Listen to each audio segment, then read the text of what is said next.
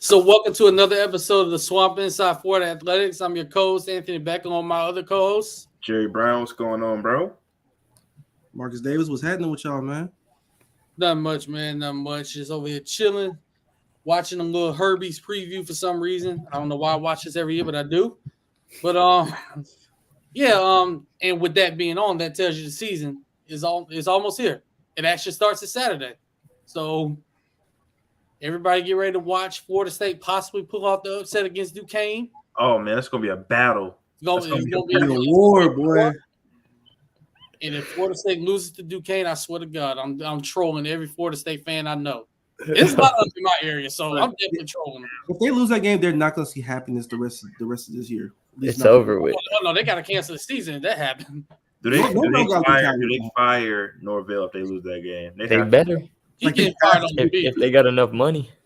He got to get fired at the 50-yard line. Tell him to get this bag and get the hell up out of Tallahassee if they got the money. And as y'all see, as we're live on YouTube, by the way, so we appreciate y'all for joining us on there. We got a special guest joining us for the first time tonight. Y'all know him as Sticks on Twitter. Yes, sir. Co-host of the Roll Up Network Varsity Podcast. Great episode with Caden Jones, by the way. Sticks, how you doing? I'm all good. I appreciate y'all for having me.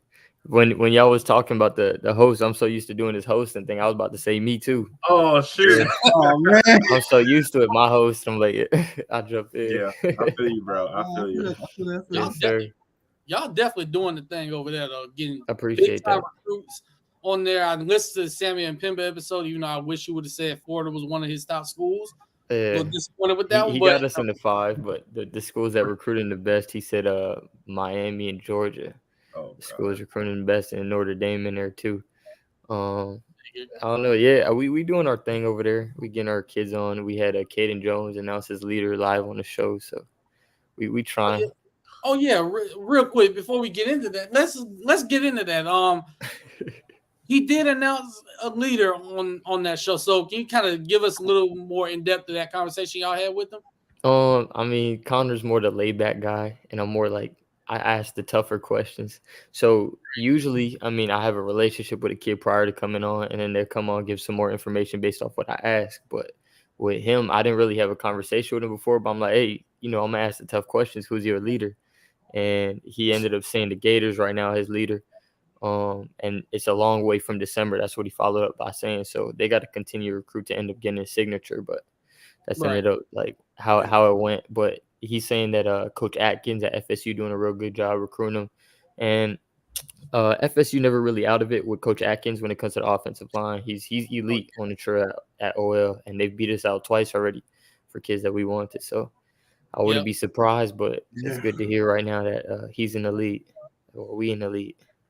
Because, on the roll-up, we're non-biased. So, obviously, I'm a Gator fan. But when it come down to it, wherever they want to go, wherever they lead into, we're just trying to be a national recruiting podcast.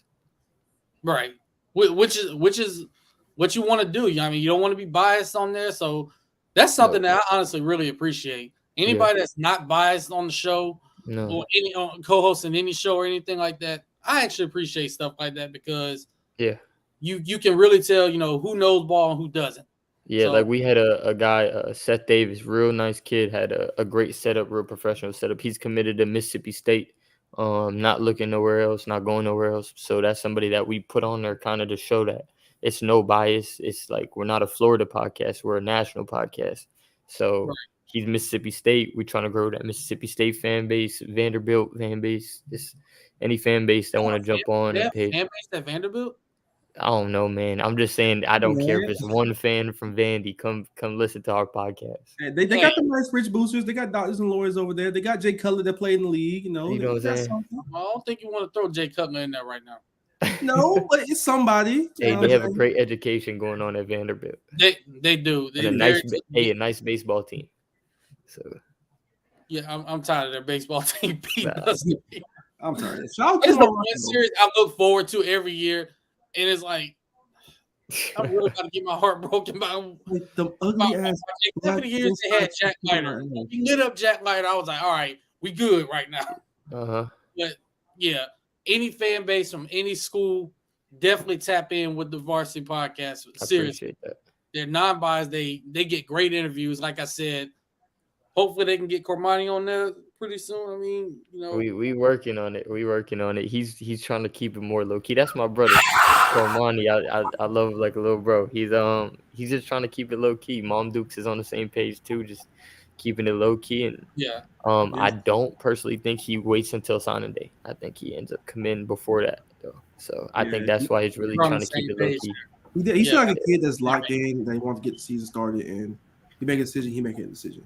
Yeah, like before, we were gonna have him on the podcast the second week, right after Trey on, but then he ended up saying, because like we knew he was going to Lakeland before, he ended up announcing it, so he didn't want to do no interviews going into there, because we were gonna ask him about Lake Gibson, and then he's gonna be talking about Lake Gibson while going to Lakeland, and then now it's just more like he's locked into the season. You feel me? Yeah. And if you in that Lakeland area, you know how big that rivalry right there is. Yeah. Lakeland and Lake Gibson. I followed the Lake Gibson program because I'm here in Pensacola, and some of the teams from here have had to play them in the playoffs. So that program's been legit for years. So you know how that rivalry is. So I sure. Yeah. But tapping into this season, Jerry was an undercover FBI agent the last week. Any clips that were released or whatever was not me though. I wouldn't take them clips and post them. I gotta say though, right quick. I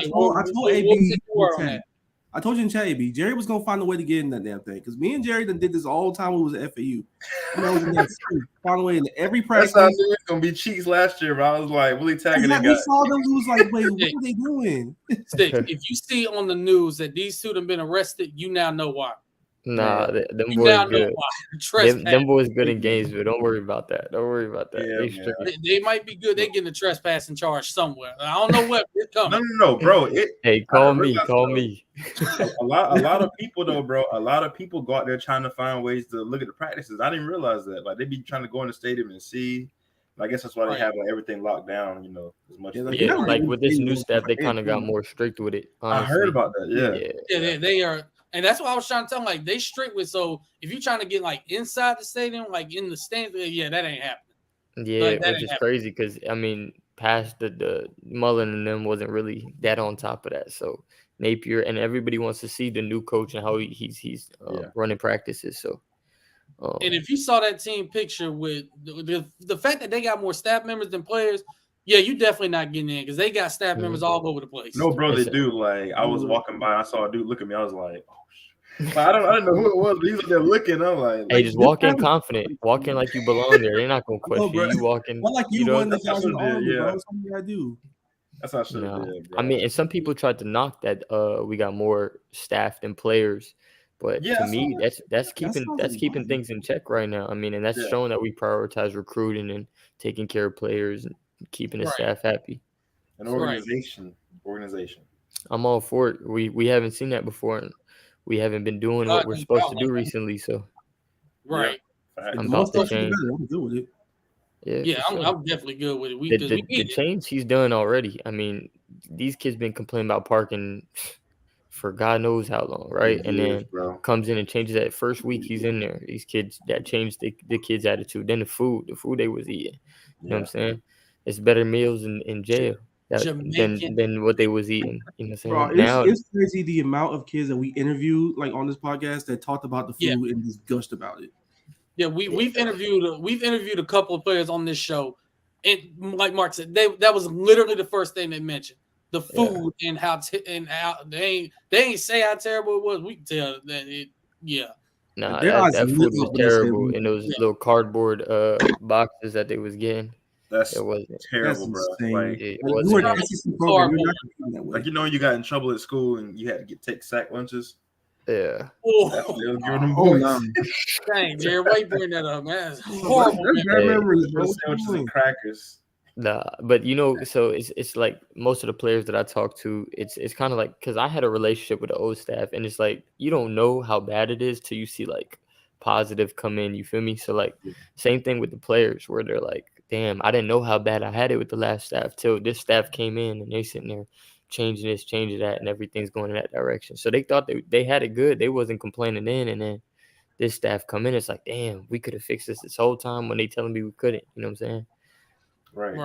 That's really what it is. But it's some people on that old staff I didn't really get along with, but some people I really did. So I would never talk bad on them, but it's crazy to change. That's all I'm going to say. That's why they the old stuff. No, that's for sure. That's for sure. It's too much going on. I was getting mentioned on the timeline by coaches. Bro, I forgot about that job. I remember that. I forgot about that. Yeah, it was crazy. I remember. I think I had just woke up from a nap or something, and I'm like, what tweet of mine's blowing up? Just everybody sending me pictures of somebody mentioning me, asking me about where a player going. Crazy. Ask you about. I'm starting to get that too now. By the way, yeah, I'm starting to get that. I was starting to get down like, I'm no, AB, they be questioning you, bro. Cannot say. No, they be trying you. They be questioning your sources. They really do. Like, I'm gonna go ahead and review this now. So when the Friday Night Lights list was coming out, the original list was out, and we know Lewis Carter, who committed to Oklahoma, was original on that list. So I say in this chat, don't expect Lewis Carter to show up to Friday Night Lights. Yeah. Marcus, you want to tell him how bad it was for me in that chat when I did that? It was all bad. It was on his ass in that chat, man. It ain't your fault. Terrible. And bro, I kid you not. 2 hours later, when the updated list came out, guess whose name was off that list? Lewis Carter. There you go. Exactly. I'm like, so I go back in the chat. I was like, I wonder who tried to tell y'all that before y'all flame me. Oh, they were still upset. Oh no, fuck you, AB, fuck you. Hey, I learned that the hard way coming up. I really done fell back. I learned that the hard way coming up. Like, I used to be the dude, with the source and come out. Like, now I just keep everything to me. Because even if you go and you feed them all that's the best thing you could do. You go in and feed them all the information. If it's information they don't like, they hate you. And it's like you shooting the messenger. I'm just telling you what I know. It's not my fault the staff doing this and folding on this recruitment. That don't got nothing to do with me. So I'm like, hey, this person. When I said Avante not coming, oh my God, them boys killed me for it. Really? I'm like, I didn't. Oh, you a troll. Da, da, da. I'm like, I talked to Avante. That's little bro. I talked to him personally. He telling me I'm going to Miami. So I told the TL that I got chewed up for it. Staff ain't want to hear me. The old staff, they didn't want to listen to me. They didn't think that he wasn't coming out. He locked in. They called a meeting to go watch him commit to Miami. It makes sense. Everybody was surprised. I wasn't surprised. If you listen to me, go back, check my tweets. If you listen to me, you're not getting led wrong. But now I just don't get into that. I don't do none of that. I don't blame you. And I'm about to start doing that this night. Me actually writing for Stadium Miguel now, I'm like, okay, it's some stuff I just kind of can't say. It's some things I can't say, but it's a lot that I can't say. So I'm starting to learn that more and more now. So it's some things where I'm like, okay, I'm going to just sit back. I know this information. I'm going to just sit back, watch it all fold. I might appear, I may not appear, but I'm just sit back and watch it all fold.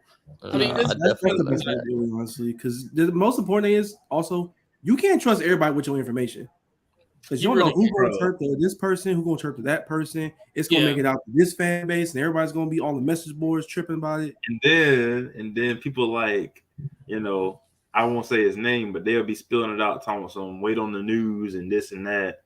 I mean, I have respect for that kid, but it's too much because everybody want to be first to put out something. Like, right. Just let it play out. Let it play out. Literally, let it play out. Like, everybody be killing Jerry for the last several years. Every time we was in the hunt for somebody, and he'd be like, "He going to Bama. He going to Georgia." We had the table. And everyone's like, "Oh no, fuck you, Jerry. No. You a troll. Do this. You're not really." It happens. He's like, "Told you." It happens. It's like, okay, yeah. It's like, what can you do? You can't do anything. His fault. He told you what was going to happen. It is what it is. The game is the game. Nah, for me, I just, like I said, I learned it the hard way. So, like, my presence on Twitter, like, I fell back way more than where I was. Back then. I had chilled out. That's really what it is. Because, I mean, I say Florida's a ruthless fan base, man.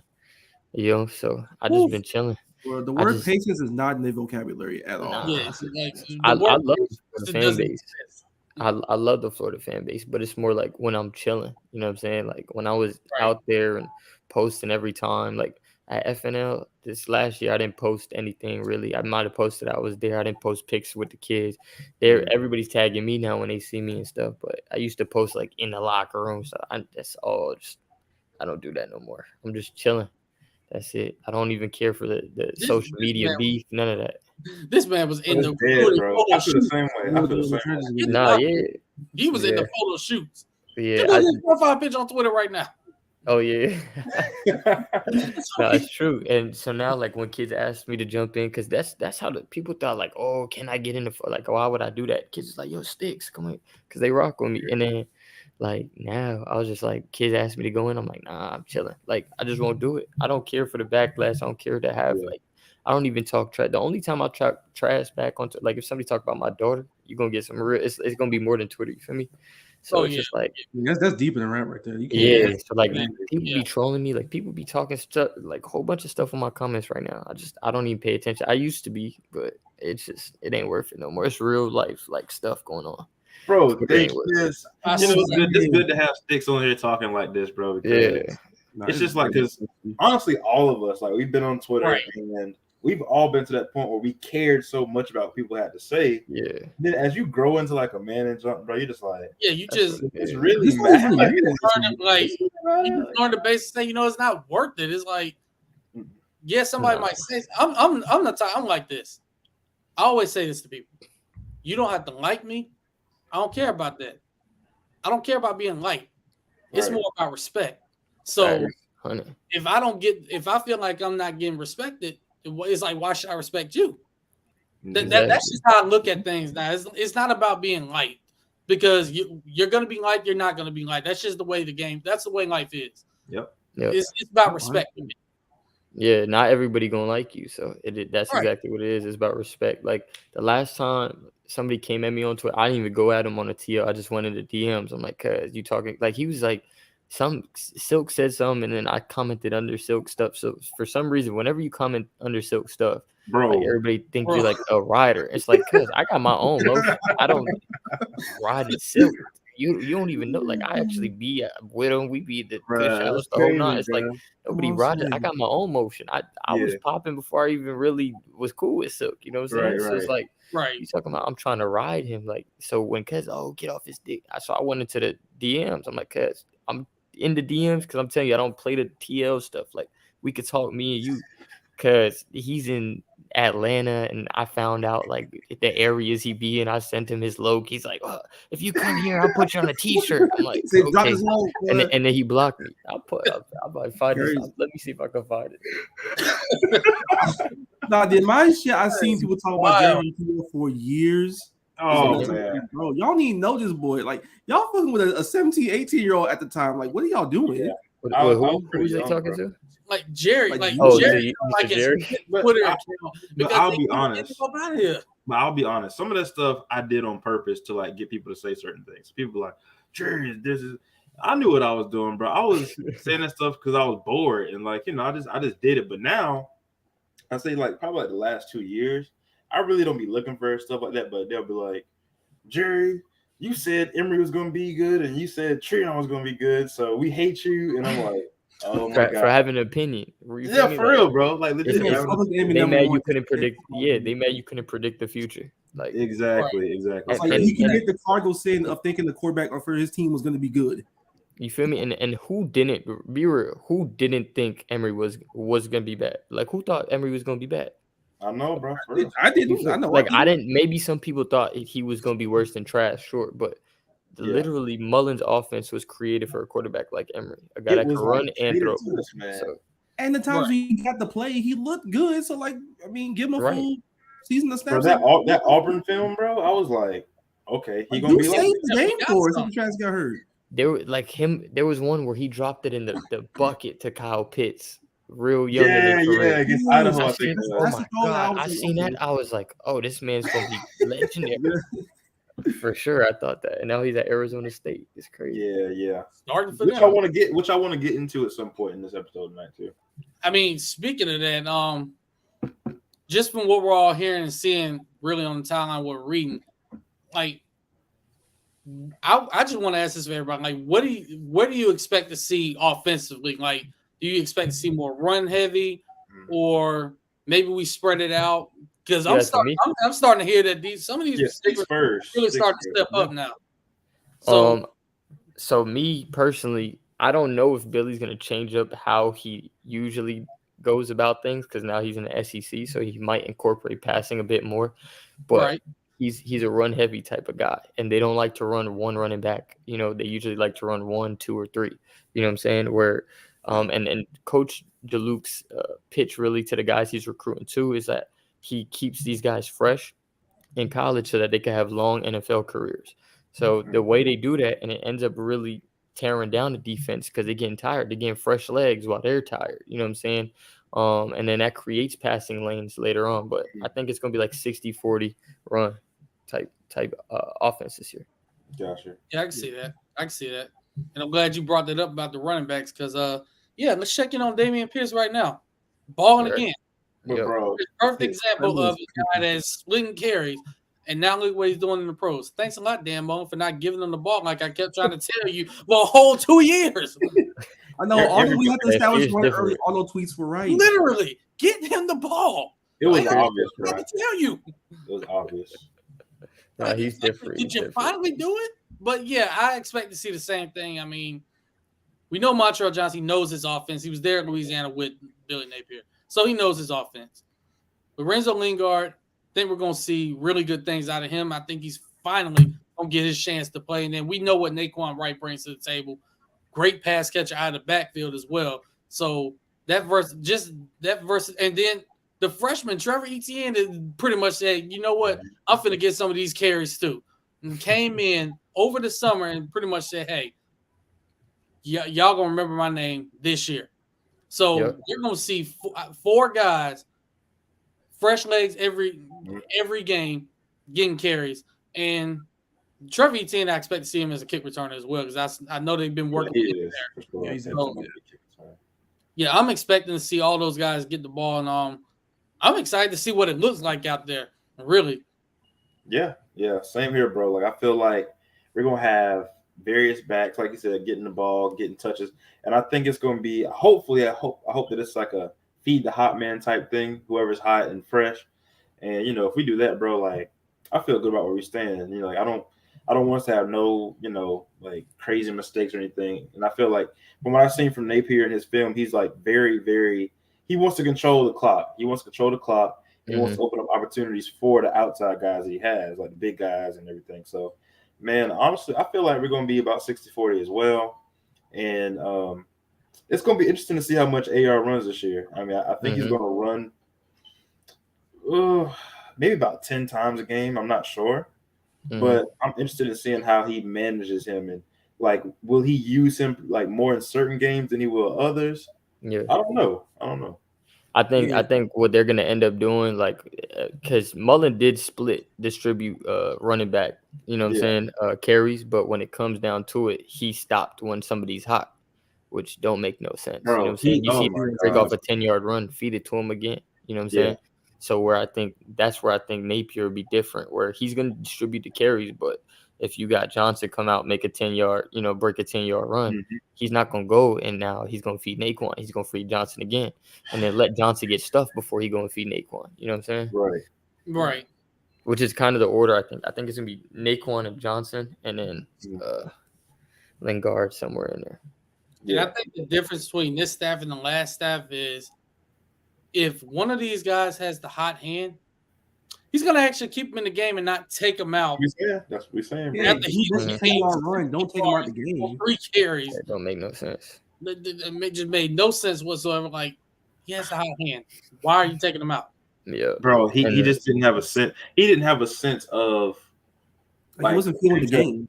Like, for example, it was and I hate to bring this game up, but Texas A&M 2020. Everybody knew Damian or Naquan should have been getting the ball in the instance where Malik Davis got it. Like, when I saw Malik back there, I'm like, oh God, bro, I don't feel good about this. And literally, as soon as I felt that, this man fumbles the ball. Yeah, he's fumble prone. He's very fumble prone. That was the thing, because he's not a bad running back. He's just very fumble prone. He been not fumble by Cowboys. I know that much. You're not gonna get enough PT out there to fumble for your Cowboys. Yeah, that's true. Yeah, man. Just in case he do, he better not fumble. But that's a perfect example. Damian Pierce, Naquan Wright had the hot hand. One of those two should have been in the game. And Jerry had the same feeling. As soon as I saw him, like, oh God. It was just the most obvious. It was the most obvious gut feeling ever, bro. Like I knew it, bro. I don't know how I knew it, but I guess all my years of watching Gator football, I just felt something bad coming. Plus, it was a drive where, like, just hold on to the damn ball and you win the game because they weren't stopping you at all. Yep. Yeah, you win the game right there. It's like all we had to do is hold on to the ball, get in field goal range. We know Evan finna be money there. We knew that was gonna be the case. Exactly. Just get down there, get in field goal range, get the hell up out of College Station with a dub. It's the epitome of fumbling the bag right there.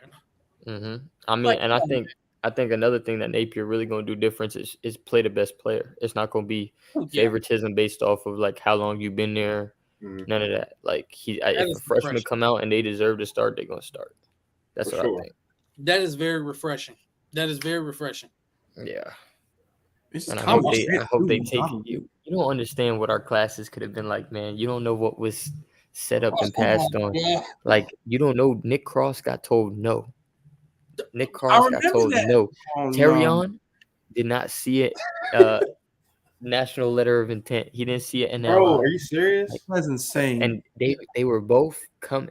Like you said Nick Cross and who else? And Terrion Arnold. Oh yeah. I remember Terrion. That shit was. Terrion was. And now he's killing that Bama. He's about to start at Bama at corner, not even at safety, at corner. So. Those are just a few. Those are just the list could go on, but those are the ones that this could definitely go on because it's some players at Bama right now that ain't supposed to be there. Nah, I'm telling you, I can show you the text where these people are telling me nah. Like he's like no. I'm like no. You tell me a top 50 player no because you think this, and then the whole Terrion thing happened. So he was. I don't know if I should. Can I speak on this? So he was whatever you want. It was a go really until about whenever they ended up taking Eric Gilbert. Eric Gilbert took his Scully. That's really what it was. So that's why they didn't send him NLI. Yeah. So we got none of them at the end of the day. And we got none of them. Trying to get somebody that literally didn't play for a year. And we lost out on both. So because they thought they were going to get him because he ended up committing, like Eric Gilbert ended up committing to come here, and that didn't pan out. But they prioritized the tight end over the DB. So sounds about Mullen. It's about Mullen. Sounds just about Mullen. That was sickening, man. That was absolutely that's just nasty work there. That is nasty word. That is egregious. Now I want to ask, bro, because I know you saw the spring practices and everything. Tight end specifically. How are we feeling about tight end? You feel like Xanders is gonna? I mean, he's gonna be the starter right now. Really, him and Keon. Yeah. But I mean, Xanders. That's for me. He's not gonna be somebody that's like next level. You know what I mean? But is he somebody that you could just dump it down to him? And he'll catch it and get a little yards after the catch, sure. But, I mean, he's not going to be a game changer. You feel me? A college tight end, basically. We feeling like Keontae Lewis vibes? Probably around there.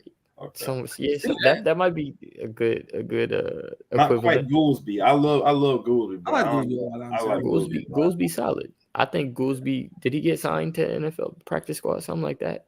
I don't think Xanders does. A cup of coffee though. Yeah, Xanders is thrown around a lot, bro. So I don't really think he could ever. He played D end in college most of his career. So yeah, Nick Elksness. Is he good? Is he good to go? Is he straight? I think he's still hurt. I don't know what's going on with him because he's nice. I mean, from what he was doing when he was healthy, but the tight end room ended up taking a lot of hits. Like Odom took a lot of hits. That's right. Right. Then you got Gage, that's career ending. So that was sad too. Those are both my bros. Wait, so what was bro? I don't know. I missed that. What happened? Yeah. He had some injury that he can't play football no more. I don't know if y'all knew that. Gage, did I? Oh shit. No, I had no idea. I liked Gage Wilcox coming out of high school. I like them coming out of high school too. Nobody gonna noticed. do something too, but damn. Bro, that's devastating. Y'all bro. be getting crazy views, right? Because I'm about to effed up right there. The good thing is it's not on Twitter Live. So yeah, it's not on Twitter. So yeah. Nah, I ain't on If it was on Twitter Live, Oh no, it's out. Look, okay, it's out. I thought I was tripping. God, yeah. I don't know Yeah, how because I remember when that story came out. That was dropped all of a sudden. I didn't even notice. Yeah. Yeah, you good on that. You good on that one, but yeah, I mean, because so I was told it. You feel me? So it's not because I seen an article, but I thought everybody knew. So I was scared a little bit. Me and Marcus probably the only ones that don't know about it. Yeah.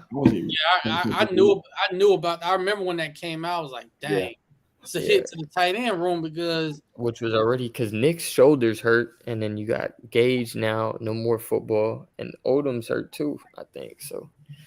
I think Odom's back practicing. I think he might have just got back. Yeah, he just got back. I don't know about else. No, his shoulder. Nick, his shoulders hurt. Man, shout out Nick, bro. I need him to get right, bro. Went to my high school and everything, bro. He was a dog. Talented. What's your high school? Episcopal School of Jacksonville. Okay. Where y'all went to high school? Yeah, I went to Camden County High. See, we got a Booker T in Pensacola, so I went there. Oh, but not the Booker T. Not the Booker T. The one in South Florida copied us. Yeah, I AB. We've been around since I don't care if y'all been around. They came in. Hey man, they stole the around. They got on smash, but it's okay, AB. Let it go. Let that hurt go. AB, y'all are not Treon Harris, Washington, bro. Come on. We don't want to be Treon Harris, Washington. No, you go. All the line you did for Treon, no. Hey, who's the biggest recruit to come out your high school though? Out of my high school, Alex Leatherwood. Take your time. Who? It was Alex came out your high school. Alex came out of your high school? Yeah. Wait, he did? Yeah, he did. Damn. Nah. I know that. That's why I was going to like every guy. I was going to every game like, y'all, this dude that's is a big recruit. by far the best offensive lineman I've ever seen. Like when I tell you, this dude was stoning everybody, and I mean, we had some great rush ends here in Pensacola. Nobody got by him. Literally nobody. That's why crazy. It broke my. I'm telling y'all right. I'm letting y'all know right now. Sticks, you probably know this. This kid was coming to Florida. This kid was coming to Florida. With this staff, he would have been a Gator. Yeah, with this staff, he would have been so early and really shut his recruitment down. He wouldn't have been visiting nowhere. Like this kid was coming, and that's why it broke my heart when he ended up going to Alabama. I was like, dang, we had this kid because I know it. Because once that picture got out, like it was a wrap right there. The whole Bama staff just pretty much said, "All right, we got to do something about this." Because they wouldn't even go to flip. No, that's true. I mean, it hurts though, but I mean, when you lose to Bama though, it's Bama. You know what I'm saying? And so, look, I'm a Gator fan till I die, right? But if I'm playing football and Saban come talk to me, like sit me down, talk to me, bring me to the office and lay them rings out, I might go play for Bama, cuz I'm like, real talk. I might run the wall for the I say this too, and Florida fans, they want to flame you for saying it, but it's like this man is throwing out 7-8 championship rings right in front of my face. What do you expect me to do? And if I'm a starter, I'm getting drafted. Right. If you're a starter, you're going to the league. That's it. Going to the league, bro. That's exactly. Even if you see players wait their turn at Bama and go 1 year and get drafted first round. Josh Jacobs, Brian Robinson going to start for Washington this year. That's what I'm saying. Look, you could be mid at Bama, you still getting drafted. That's what I'm saying. So when you lose to Bama, that's what I'm saying. So when you lose a recruit to Bama, it sucks, but it's like you can't be mad. If we lose to like FSU, that's when you're like, damn. You know what I'm saying? You lose to Tennessee. You know what I'm saying? Some of that shouldn't be getting somebody over us, especially out the state of Florida. You lose to Oklahoma like we did with LeBlanc. That one sucks, but that's like ain't no fucking. Tennessee. Like someone like Nick Elson, his recruitment was not hard. Like he was committed to Penn State for a minute, but like the boy wanted to be a Gator. His whole family is Gators. He in Jacksonville is like an hour away. The minute they drop off, he's like, yeah, I'm coming. I'm dropping the bags. I'm going to Gainesville. It's the same with Marcus Stokes. So yeah. Like once Florida offer is like, okay, come on now. Like, why would I turn this down? That's pretty much what it is. I like Stokes. Them darn championship. The ones that's picking us over Bama, I appreciate it. I appreciate the ones picking us over Bama now. Because y'all turned down all 7, 8 of them championship rings. So hey.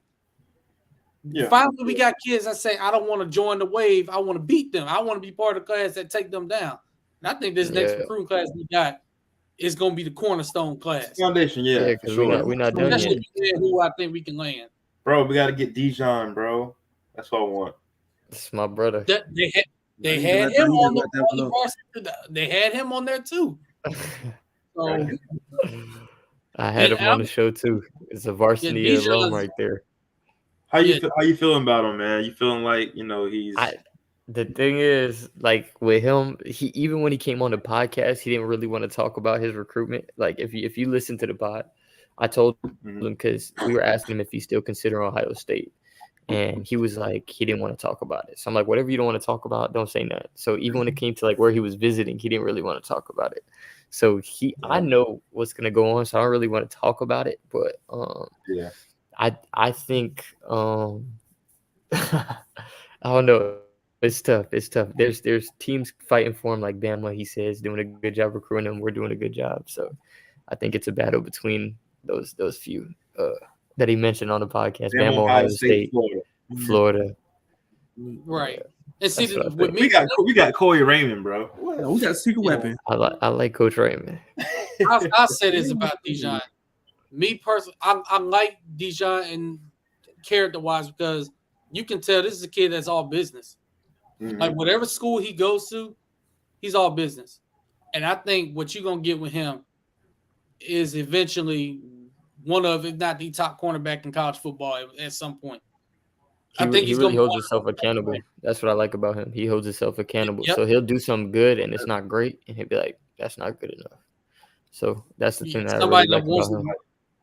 Yeah, somebody that wants to work, wants to get better, no matter how good they may look on film. Hey, it may look good on TV. What you see on TV looks good, but if you play the sport, what you see on film is not what you see on television. So there are a lot of things that you're going to see that you can break down and say, "Hey, I can be better in this area. I can be better in this area." That's the kind of kid that Dijon is. So I definitely love that about him. Yeah, even though I locked him up twice at FNL, but. We talked about that on the pod. He admitted it on the pod. He said I was cheating on it. Nah. Straight up hand on it. Deflection twice. 2 PBUs. Don't play with me. You heard it here first.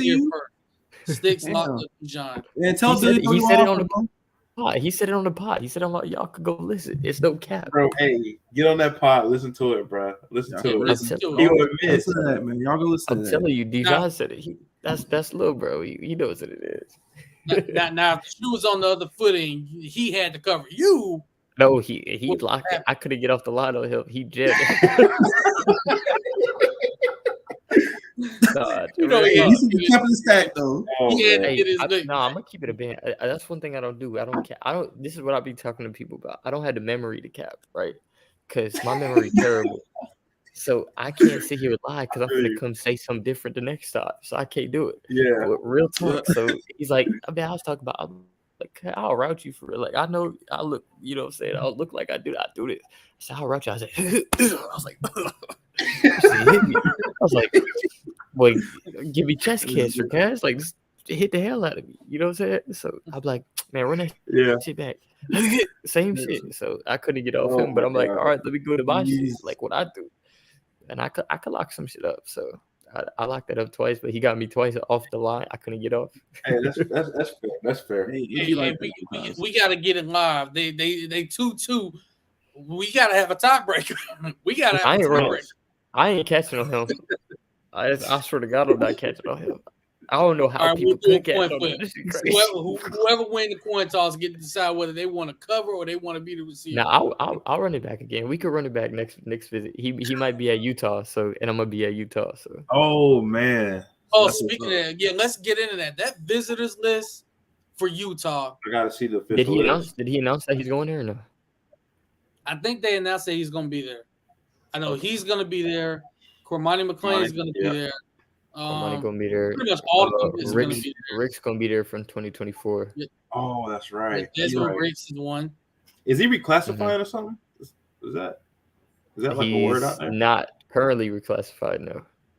Yeah, not right now. Not right now. And being where I am, y'all know I got to shout this out. I got to shout out my guy Kobe Howard from here in Pensacola.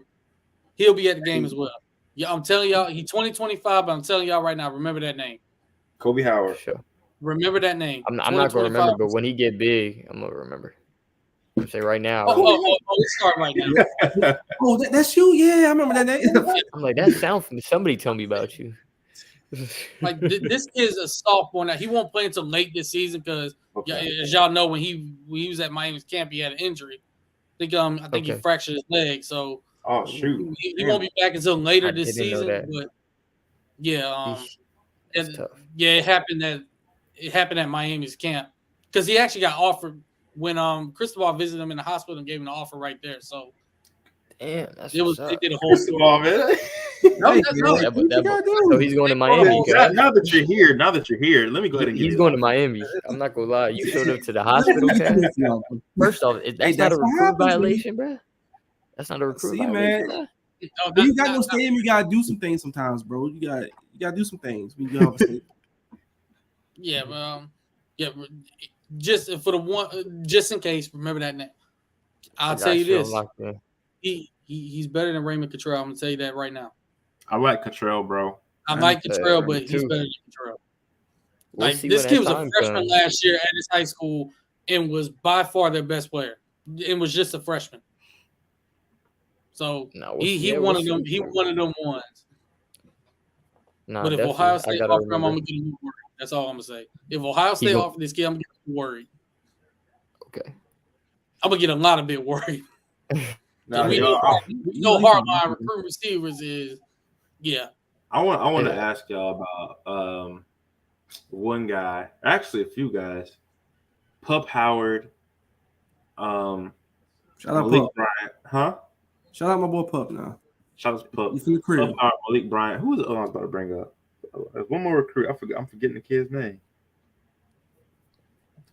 I can't remember the other one I was thinking about, but Pup and Malik. So I don't know. I usually have like I said, a solid gut feeling about recruits and everything. Mm-hmm. I don't know why. Malik Bryant, do you feel like he's like 1,000% committed to Miami? I feel like it's all over. I think he is. Nah, so I personally don't think so. The only reason why though, like if it was after the season, I think so. But there's a lot of football to be played, right? And if Napier come out there and ball, we beat Utah, we go on a run, we start doing something, I think it definitely becomes more appealing to these kids. I'm not saying they wanted to come to Florida and went to Miami for other reasons, but where it would make that decision to come here better. You feel me? Yeah. Real difficult. You know what I'm saying? Yeah. And then with Pup is somebody. I think he could end up a Gator, yeah, but is he locked in with South Carolina according to himself right now? Yeah, like when I talk to him, he's like, nah, I'm locked. Like I asked him to jump on a pod. He's like, I'm focused on being locked in South Carolina right now. So. Good guy. He loyal and stuff. He's staying on business. I tried to get him come to the Utah game. Nah, bro, so really? The only game he might come to is South Carolina versus Florida. That's because of South Carolina. So I mean, I was saying Pup though, for all the stuff he say on Twitter, all the stuff he say on these interviews, like I'm locked in South Carolina. In act, like he's a loyal person. Like he's standing on business. I'm on him though. You on him though. You can always change somebody's mind, but like he is a guy that does stand on business. That's what it seemed like. Nah, and he's a stand-up guy. He's real respectful. You know what I'm saying? So we'll see what ends up happening there. For me, and I'm gonna keep it real with Malik. I don't really want Malik as a linebacker. You know what I'm saying? I like him on the edge. So if we would keep him there, but just this is his last game he played was his first game really at linebacker, and he kind of seemed lost. Me and Connor talked about it on the podcast. Where he looked out of place. I mean, and he's more comfortable off the edge. So But next level, I guess they're adjusting him to linebacker, which is where he would probably play. But I like him as an edge personally. So see that's the thing, bro. to cap in college as an edge. That's it. That's what I think. I hate that though, because you get a guy like him and try to put him at linebacker, he might turn into a certain guy that's at Utah right now. You know what I'm saying? I hate that for linebackers that are comfortable at edge. Yeah, Jesus Christ, that was awful. And that's my guy. That's at Utah. That's my boy. That's one of the first people I really got cool with, because he was a roommate with my boy Chris. So, or you'd be like somebody like Yannick Ngakoue, like when we got traded to Baltimore, yeah, that was there's a 3-4 outside linebacker. It wasn't really comfortable for him. He is a hand the dirt 4-3 edge. Yep. And with Baltimore, he kind of struggled a little bit, and then he got to the Raiders and he started cooking again. And now he's back with the Colts once again as a 4-3, and he's gonna make a lot of money doing that. That's what I think some players need to be able to stick to, but you get caught up in hearing other things, and you're a linebacker, next level, you got to do this for your future, your career, you got to do this. But let's say you don't pan out next level at all at linebacker, you ain't even see no league win. They would, because them coaches just look at your frame, like your size, like I don't think you hold up on the edge. You can be a 3-4 linebacker or just come inside. It's like, nah, that's not who he is. Like he is a hand in the dirt guy. I mean, for me, size obviously matters, but you got some dudes that just good enough to beat size, like Tyler Davis at Clemson. He's one of those guys that we turned down. Coach Sinceri said he didn't like him because he's too short and his arms are too little. So, that's what he said. That's what Coach Sinceri said. Just turn the tape on and look at how he plays. He was gonna come here. Coach Sal said he doesn't like him. He's too short and his arms are too little. Sticks. Please. Come on, that's man. Coach Sal. That's Alabama right now. That's right now. Tell me you joking. I swear to God. No, I believe that. Coaches be on that type of job. I'm giving the polite version of it. Somebody find Coach Sal Sinceri location right now, because that's egregious. He's Alabama, Tuscaloosa, Alabama. That's right, he is. Yeah, bro, he's been in Alabama for like 3 years. Clemson Tigers, who's notorious for having one of the best defensive lines, if not the best defensive line in college football, wants you don't turn that player down if you're Florida. I don't think so either. And I said the nice way of what Coach. If I told y'all what Coach, when this turned off, I'm gonna tell you what he said, for real. Bro, that's crazy. Oh man, that is wild. This gonna be some insane shit he probably said. So what was that whole? Because I want to ask you about that too, bro. What was that whole turn down recruit culture like with that last staff? Because you were around that. What went into that? So a lot of it, and it's kind of at the end where I stopped really. That's where I fell back. That's why, like, now when I'm around, people are like, Sticks is back, because it kind of dirtied my face where the way they were playing. So like I said with Terry on, I'm making sure we good. Hey, he's a take, we good, and then come signing day, he didn't even get his paper. You know what I'm saying? So it's like, then it looked bad on me. It's like, was I perking? Am I lying? You know what I'm saying? Yeah. So that was just some things, and it's real frustrating. You know, even Jamar Chase, Billy didn't like Jamar Chase. So are you serious? Yeah. I'm sorry. I got it. Oh no. You know who else knows this? Harrison. Harrison knows this. Oh, I know Harrison knows this. I was told that too. That this kid won it in the class.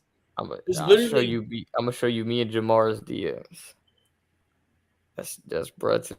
Bro, this is about to break my soul, bro. Like, come on, man. Hold on. You see, only follow 1,000 people. You only follow the kid. You know what I'm saying? That's my dog. I am y'all. Everybody that's tuning in, watching this, get ready to be heartbroken. I'm disgusted. I am absolutely sick right now. So when I told him, I said, so if we hire good, what did I say? I said, so we out of it, or if we hire right, we good. He said, if you hire right, we good. And then we just stopped talking to him after that. That's what he told me. Bro, come on. That is shambolic. What in the world? Do you have any idea how different our receiver room could have been? And bro, we already had an elite room, bro. You at Kyle Pitts, Kadarius Toney, and Jamar Chase, bro. Van Jefferson. Bro. Come on, bro. Bro, who was stopping that offense if that offense was put together? No one. Literally nobody's stopping that offense. Literally. The Gator defense would. Top Rank, fighting Not in Top 2019. Not in 2019. 2020, yeah. 2020, you're right. 2019, no. Nah, just straight up stop talking to Jamar Chase of all people is just shambolic. Especially when he was committed to the old stuff. I thought we were getting him and Cope and Corral, but Corral. So Corral is not. Everybody thinks that we said no to Corral. We didn't. We wanted Corral and Emory, but Corral decided to take an easier route, go to Ole Miss, which ended up working out for him though. Yeah. He just didn't want to have that 2 QB in a class battle. I understand that. I for real thought we told him no. Nah, we wanted him to. We wanted both of them, and then he wanted to go the easier route, and somebody who felt that Emory was somebody that Mullen would favor because it fits him more. So he ended up going to Ole Miss, and he didn't want to do the QB battle anyways. Man, so Sticks, you just be watching all types of narratives float on the timeline, bro. I don't even talk about it. You just be watching he don't even talk. He just sits there and watches these narratives. That's crazy. He's laughing in the background like, oh, it's so much crazy stuff. You don't understand how much crazy stuff be on this TL. Like this video's made for this guy, and I'm talking to him like, are you coming? He's like, I'm waiting till signing day. Oh my god! I'm like, so you don't have a video? He goes, no. I'm like, this man just told me he shot your video. No. I hate that so. But like, let them kids have their moment, bro. They be lying though. They be lying. I'm saying, and you lying on them. You got people all up in their DMs and they mentions like, yeah, I heard your video. I was like, no, what you talking about? Like, let the kids lock in. If I was a recruiter, I'd be annoyed by that. Like, bro, who's telling y'all this? Yeah, I don't even. I just let everybody say what they say now. I just know what I know, and that's it. Even like the people in my circle don't be know. I don't let nobody know. Like if it's something going on, I don't. Bro, as you shouldn't, bro. As you shouldn't. That's the reason why I've been so consistent. Like so many people used to be the source. They can't even get the source no more. You know what I'm saying?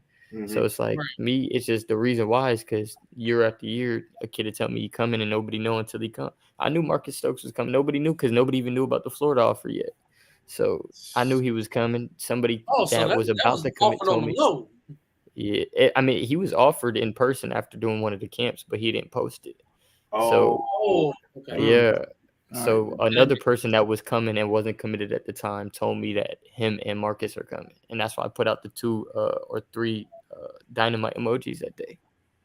Oh man, that explains everything now. Actually, that explains everything. Yeah, and then Trayon and Marcus ended up committing that day.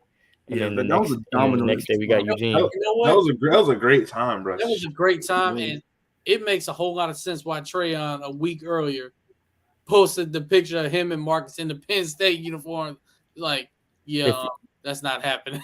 If y'all were listening to the because we had the varsity spaces with Trayon. So he said that was a troll. Like he said that y'all know the move, and he was talking about Gator Nation. He was playing like 007. So he was on the Penn State visit, telling him let's go to Florida. So that's how that ended up working. Yeah, and then my god! And then he said he trolled. And he said he trolled Steve Wiltfong. So that's why that Penn State crystal ball went in from Wiltfong. It's because Wiltfong asked him. Might be the most trollable guy. I said it on a podcast. I'm like, look, they troll Fong. They don't troll me. You know what I'm saying? So bro, when I put my predictions in, he been getting cooked lately from what I've been seeing. Hey, bro. I ain't gonna lie. Fong, I don't know what it was with him. When I was coming up, I had tried to have a conversation one time. He was rude. I like, word, fuck you. Shit. I ain't never talked to Cuz again. Never will. Rude as hell at some camp. That's it. Bro. I've never seen the word crystal ball get tossed around more than this recruiter. I don't even follow crystal balls. That's why I put this on the TL. Dog, with RJ, I was there for RJ Henderson live. I know he didn't pan out to nothing. And he don't even play football no more. He's a rapper now, right? Yeah, he's making music. So look, he was like 100% crystal ball to FSU, like 10 crystal ball or something. And I kept telling everybody on the TL, I said, don't follow these crystal balls. Y'all keep doing that. And I'm texting RJ. I'm like, cuz you coming here? Because everybody's saying you going to Florida. He's like, cuz I'm coming. You get to see me and Connor and my dad TK celebrating. On you're right, bro. That's right, bro. Yeah. So then I'm clapping up him right after. Huh? I think that was Connor's profile pic for a long time. Once they finally got out there. I remember watching it. I saw you. I was like, wait a minute, that's Sticks and Connor. What are they doing there? Yeah, that whole crystal ball shit is just ridiculous. Like the whole AJ Harris fiasco had everybody just in hell with the more crystal ball stuff, and then everything else is like, bro, y'all don't know these kids. Like, let them cook. Yeah. I'm sorry. If I was a recruiter, I'm gonna just go ahead and admit this right now. Y'all be putting so many crystal balls into so many different schools. Like y'all had one in Bama, y'all had one like Georgia. Nobody would know where I'm going. Nobody would know. Nah, so I would troll every single famous. I would definitely troll everybody. Nobody would know. I would tell every staff I'm going there. I'm constant. Oh yeah, I'm locked in. I'm locked in. I'm gonna tell you one. Oh, go ahead, Av. Oh, okay. If I knew like deep down I was going to Florida, the one school that I wouldn't visit publicly would be Florida. I would not publicly visit. I'd be going to USC. I'd be going to Texas. I'd be going to Georgia, Bama, Auburn. I'd be going to all those schools. Like, well, I guess Florida's not in it. Y'all don't know that. One thing I did. Florida. The one thing I did with a recruit that I was really close with, I gave him some advice, like what I would do, because he asked me what I would do if I was a recruit, and I said I would give each school some information, and each school a specific piece of information, something different each time, and whichever keeps leaking it out, you'll know which school it came from. You feel me? So if you tell this school this BS information and this BS information, and then it started to hit the media, you know that school is talking about your recruitment, and then just X them out. So true, right? Yeah, exactly. Bro, you know, recruit that got me, bro. I low key, I thought he was coming at one point, and then the last minute, I was like, he ain't coming, bro. I feel it. Harold Perkins, I got high on Harold for a minute, bro. I didn't know nothing about his recruitment. I don't know. Nah, I don't know Cuz at all. I thought Harold was coming. I never said a word to Cuz in my life. Jerry, he was. Until you know who got involved. His dad's man, bro. Oh, that's what happened with him. That kid was ours. I'm telling you that right now. That kid was ours. Yeah, because for me, so like, you know, I've heard that stuff like that. I won't come out and say nothing until I did it. You know what I'm saying? I had that conversation. So when I hear certain things and it's speculation and I don't know it personally, I can't speak on it. I can't be like, yeah, I heard this and this is not. I gotta know. Like I had to have that convo. I spoke directly to somebody because I don't ever want to be that person. It's like, oh, you capping. Never. I want you to be able to fact check what I say. You know what I'm saying? For sure, for sure. Right. Exactly. Yeah. That's really what it is. Yeah, so that's why I say I don't know when I never spoke to him, his peoples ever a day in my life. So I don't know. This man had Florida shoes, Texas A&M pants, and an LSU shirt on before his command. I'm like, okay, at this point, like, well, just why? Why would have been a nice get? Yeah, we know where this is going at this point. Like that would have been nice. Like, if you see stuff like that, you know it's not you at this point. Hell yeah. Or if you just look at the hats that's on the table, yeah, the gas station hat that you know ain't nobody gonna put on. Yeah. Mm-hmm. That's how you know it's not them. Shoot, I'd be the type to put that hat on, make everybody think I'm not going there. Right? Like, I'm wearing this cowboy hat. No, I did the whole Travis Hunter situation, bro. I do all that. It's like, man, this hat cool. I ain't going there. Toss it in the crowd. No, I'm not gonna bring up this certain player's name because I don't want none of their fans in my mentions. But you know, I'm shout out to Travis Hunter, bro. No, not him. It's not him. No, that was funny. That was absolutely funny. Let me my day. Before I get into my story, I'm gonna say this. That morning I woke up. I ended up getting a message from somebody. And they were like, crazy. It's some smoke that Travis Hunter may go to Jackson. I was like, oh, come on, you lying. Ain't no way in the world. And then about like an hour later, a couple more people were talking about. I'm like, okay, this might have some legs to it. And then Will Fong gave his update. I was like, oh snap, this really finna go down. And then that whole video happened. I was like, that's great. Oh my god, that game was amazing on the timeline, bro. The spaces were going crazy. That space, they were in spaces for like 7 hours. That was a shambolic day for that university. There was even a person that trolled and pretended to be a Florida State fan. He admitted he really wasn't a fan. He just did that just to get a rise out of people. I was like, bro, y'all getting trolled in y'all own spaces. Yeah. By somebody that's not even a fan. No, that's why do y'all go out this bad? Like, tell me how. Yeah. If No, I got it. from an alum, your greatest alum in school history did this to y'all. No, that's great. It was great content. This is amazing. Hey, I got to slide out soon. Y'all got anything else? Anybody else? Y'all question? Got a question? Shoot, Real quick. go ahead. Prediction on Utah game, real quick. Yep. Yeah, sure. Who do I think wins? Yeah. I hope, you know what I'm saying, as a Florida fan, I hope it's us. And just like how Utah, going against a new look, it's us going against first season, chemistry, getting that together. It's them going against a new team too. So it all depends how Napier comes out. But I think with our defense, I think we got something planned for them. It'll be a tough one, but I think we got it. Me too, bro.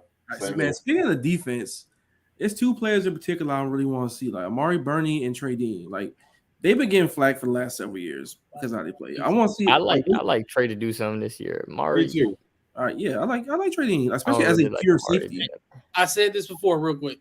If Amari Burney get out on that field and he actually look good, I need papers on everybody on that last defensive staff. I need their papers for real. They better not need my papers because I think he trash. I need to see some more games. Grant them not. That's all. Grant them better not get another job. That's all I'm gonna say. I wanted Bernie to come here, so he committed. This is how much I wanted him to come here. He committed on my sister's birthday. I DM'd him like, "Cuz, I need you to commit for my sister's birthday." I wanted him to slide so bad, cuz. For him to not do nothing.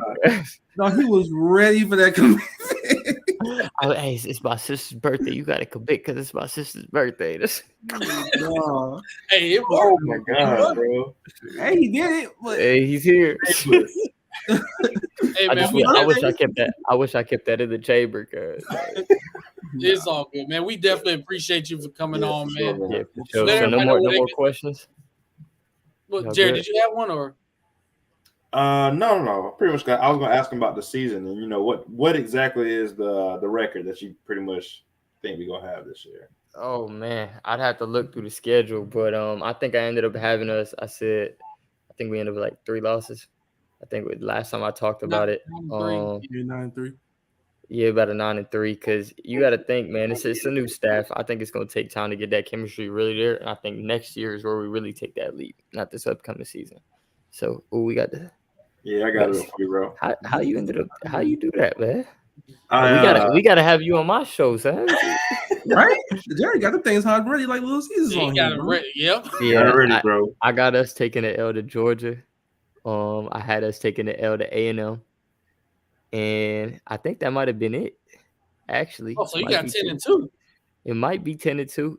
I know, but when I was talking with a recruiter actually. So I said 3, and I said that's being like kind of realistic, not a fan, because we could lose to Utah. So 9-3, Utah, Georgia, A&M.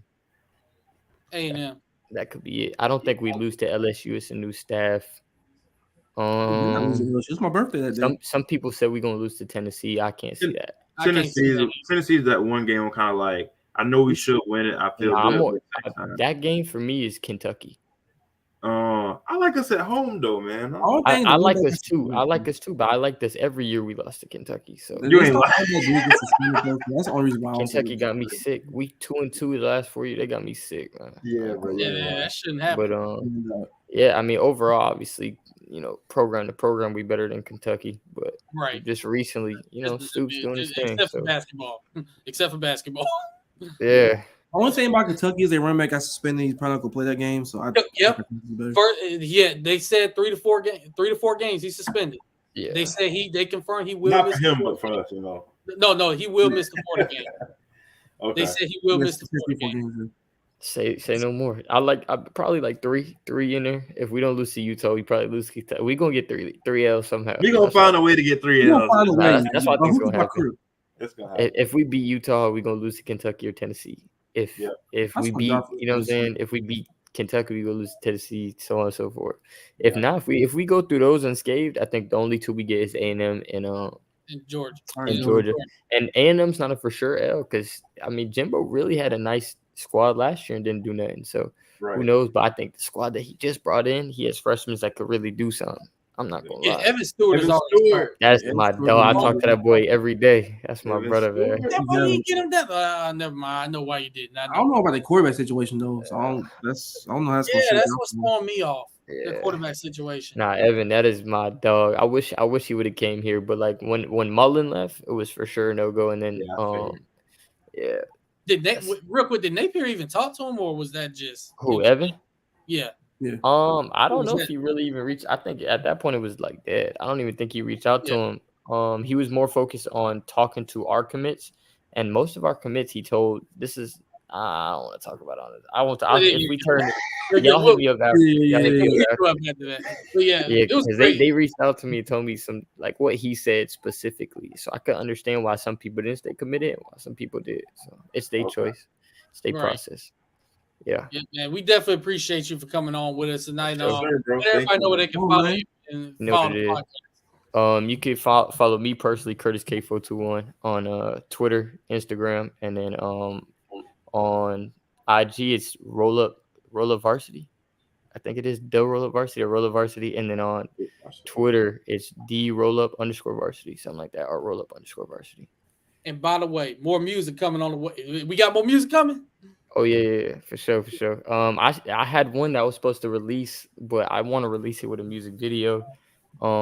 It kind of got me my following on IG because I had like at one point I had 1,200 followers and I got to 8,000 followers. Oh, because this, damn. because I posted this little snippet, and Kodak's page posted it while Tory Lanez had tagged Kodak's page. This was like months ago though. This is almost like a year ago now. And I should have rode the highway, but I've been trying to record a music video, but I just be doing so much that I don't got no time for it. I should have just dropped it once that went out. But I mean, we'll get back onto it. Give me some collabs with somebody. Definitely, man. Yeah, y'all see it on the screen. Yes, sir, bro. Yes, sir. Heat bro, follow, man. Yeah, listen, man. They got more guests coming. They got more content for y'all. Yes, sir. We got some nice. We got some nice. Maybe some commitment soon too on some spaces. So that don't mean they come into the Gators though. That's why I want everybody to know that. Go put that disclaimer out there for y'all real quick. You know what I'm saying? Please know that because everybody's gonna think they may be going, and then we go get trolled if they coming on here and you think it's for sure Gator lock. And we want kids. I'm gonna be real. Like when Caden Jones said he's coming to Florida, like I want him as a fan. But for the podcast, I everybody thinks we a Florida podcast, so I wanted him to say somewhere else so we could be like, that makes sense. But I'm happy as hell, you know what I'm saying? But the next commit, I mean, maybe he picked Florida, maybe he don't, but I really want somebody that's not picking Florida. I can see that. Yeah, I can definitely see that. Be nice to have it be on that platform, because that's really y'all following already up there. That's gonna really take it off right there. Bring Lewis Carter on so he can explain himself, bro. I'm sick. I got you. Explain himself. I'm sick, bro. Yeah, y'all DM me some people y'all want on. I'll try and get them on the show. Oh man, for sure. For sure, man. Yeah. All right, y'all boys. I appreciate y'all for having me for real. Yes, sir, man. Have a good night. That is Sticks, y'all. That's Sticks. That's a legendary Gator fan. All around person right there, bro. Yeah, solid dude, man. Solid dude. Guy's been on like for years, bro. Like literally, like people don't realize, bro, like Gator Twitter, all of us, like we've literally pretty much grown up together as men. Like we've seen each other have families and graduate high school, graduate college. So man, this stuff means a lot.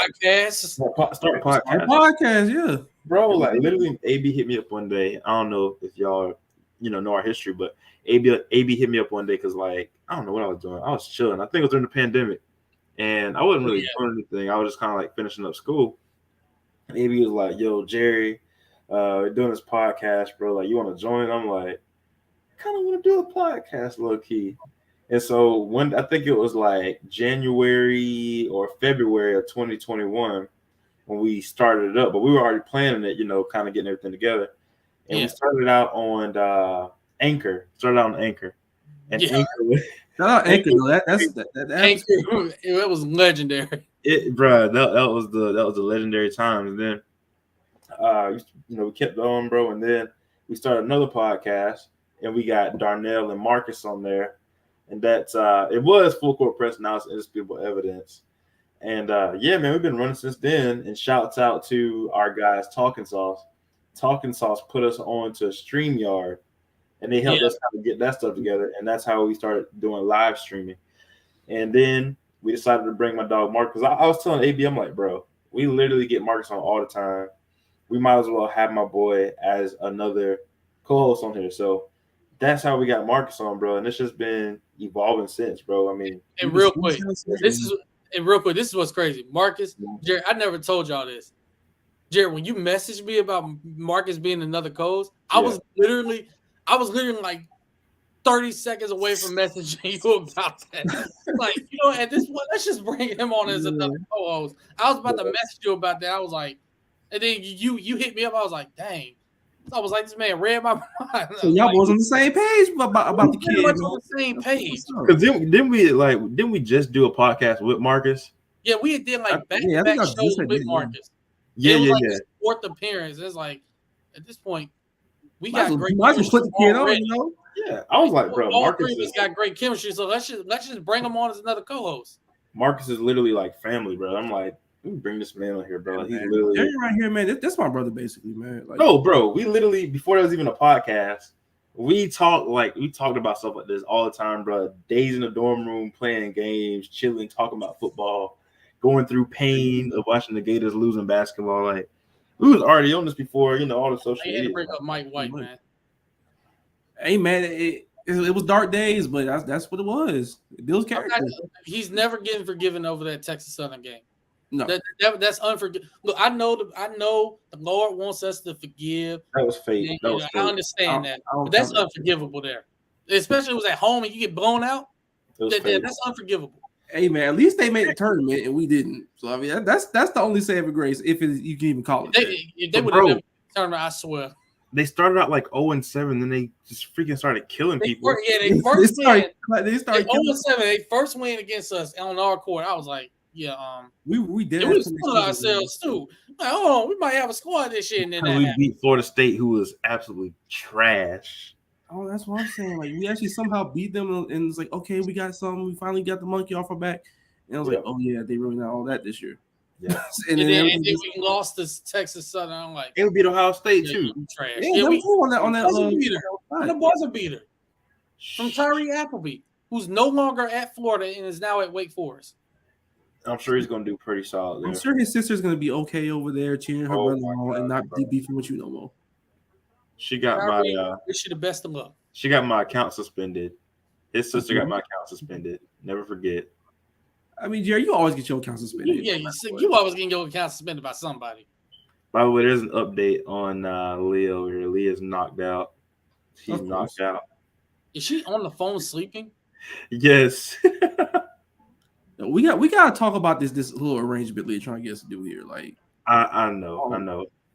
Yeah, we gotta get her on the podcast for the Utah game though, actually, bro. Because we're gonna be there. We're gonna be there. Yeah, Leah and I we're gonna be at the game. What do you mean we? I ain't. Oh, well, I'm talking about Leah. We're gonna be there. We're gonna be there live, and hopefully we get a win. I think we're gonna get a win, bro. I feel good about the game. But I just hope you don't end up as depressed as you did when you went to that one game last year. No, look, this is what happened. The Sanford game, I had him on EMS watch. I keep telling people that. It was the Sanford game. It was like you ever put up some blocks? Right. Yeah. You lift it all the way up, and then you see it start tilting over. Yeah. That's kind of what watching the Sanford game was like. It was like Dan Mullen helped build the program. Dan Mullen helped build the program back up to a top 10 team, right? Right. And then we're at the top here, and then we just fall down. Like watch literally just tear it all down. It's just like you're just watching us go completely down the drain, bro. And like that was the season in a nutshell after Alabama, basically. Yeah. And it was very where he didn't care. Like you knew he just didn't care because something bad would happen, and he's just like, okay. And it was weird too. It was weird too, AB, because literally for us, it was our first year doing the podcast. And our first year doing this podcast, Dan Mullen, and Mike White both left, both gone, and our first year of this podcast. That's wild. That's wild to think about. Actually insane to think about. That's insane to think about, bro. Like that is wild. I didn't even think about it like that until you said it. No, bro, like, we coming from the trenches right now of Gator fans. Man, like literally year one, like of this podcast, the program went through a damn cleanse, essentially.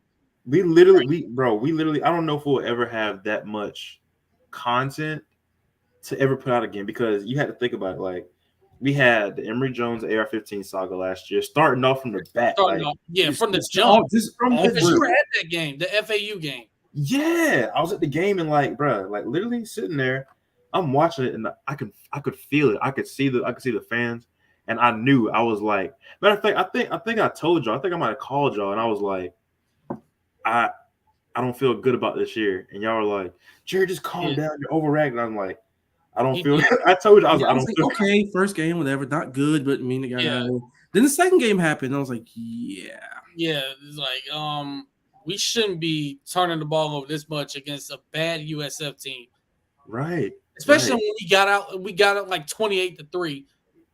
Everything's going well, and then all of a sudden, and then Ventrell Miller got hurt. Ventrell got hurt. Ventrell got hurt. When you lose your middle linebacker, you know at the beginning of the season, you know it's going to be a long year. On defense. Yeah. They lose that quarterback that should have been playing all along in that same game, and they are. It was damn hamstring. That was the game where we knew he should have been playing. We kind of saw a glimpse of it, the FAU game. It's like, okay, maybe this kid should play more. And then I'll never forget the throw he made to Jacob Copeland in that corner. Touchdown was one of the best throws I've ever seen, if you want me to be completely honest. At any level. I saw that pass. I'm like, this is the guy right here. It's not even close. This is the guy. Everybody sees this. And I talked to my dad about this. And just recently, actually, he was like, if you look at how he started Anthony Richardson against Georgia, he did it on purpose to try and prove a point with Emory. And when you think about it, you look at last season, he's right. He's 100% right. You did it to try and prove a point, because why would you start at the time redshirt freshman?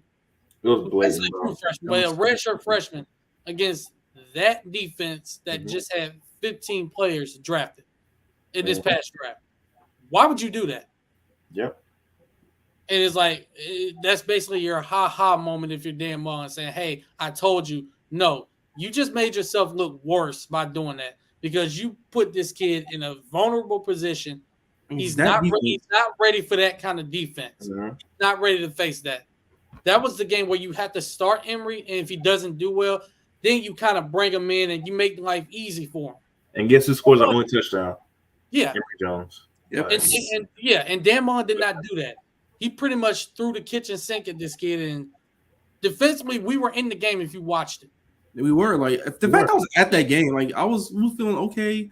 Let's see what happens in the first quarter. And we kind of hung around. Running game was okay. And they missed the field goal on the drive.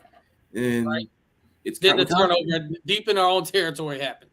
Yeah, then that happened. It felt as if the guys that we had belonged on the field, but the coach that we had didn't belong on the sideline. He didn't belong on the sideline. And I think that was the most heartbreaking part for me, because, after 2020, I'm kind of looking at Dan Mullen like, man, maybe he is trying to do something. Maybe, but at the same time, when we didn't fire Todd Grantham, it was also kind of like, we ain't trying to get better. He's literally hanging on a fake dream, like literally. Right. So, I mean, and the fact we said the minute he got hired and then we saw Todd Grantham was defense coordinator, it was like, we spent all those years when he was at Georgia laughing at how bad their defenses were in critical moments. And we're like, the longer he's there, the worse the defense is going to be. And then he gets hired at Florida. It was like, oh, shit, here we go. Quite frankly.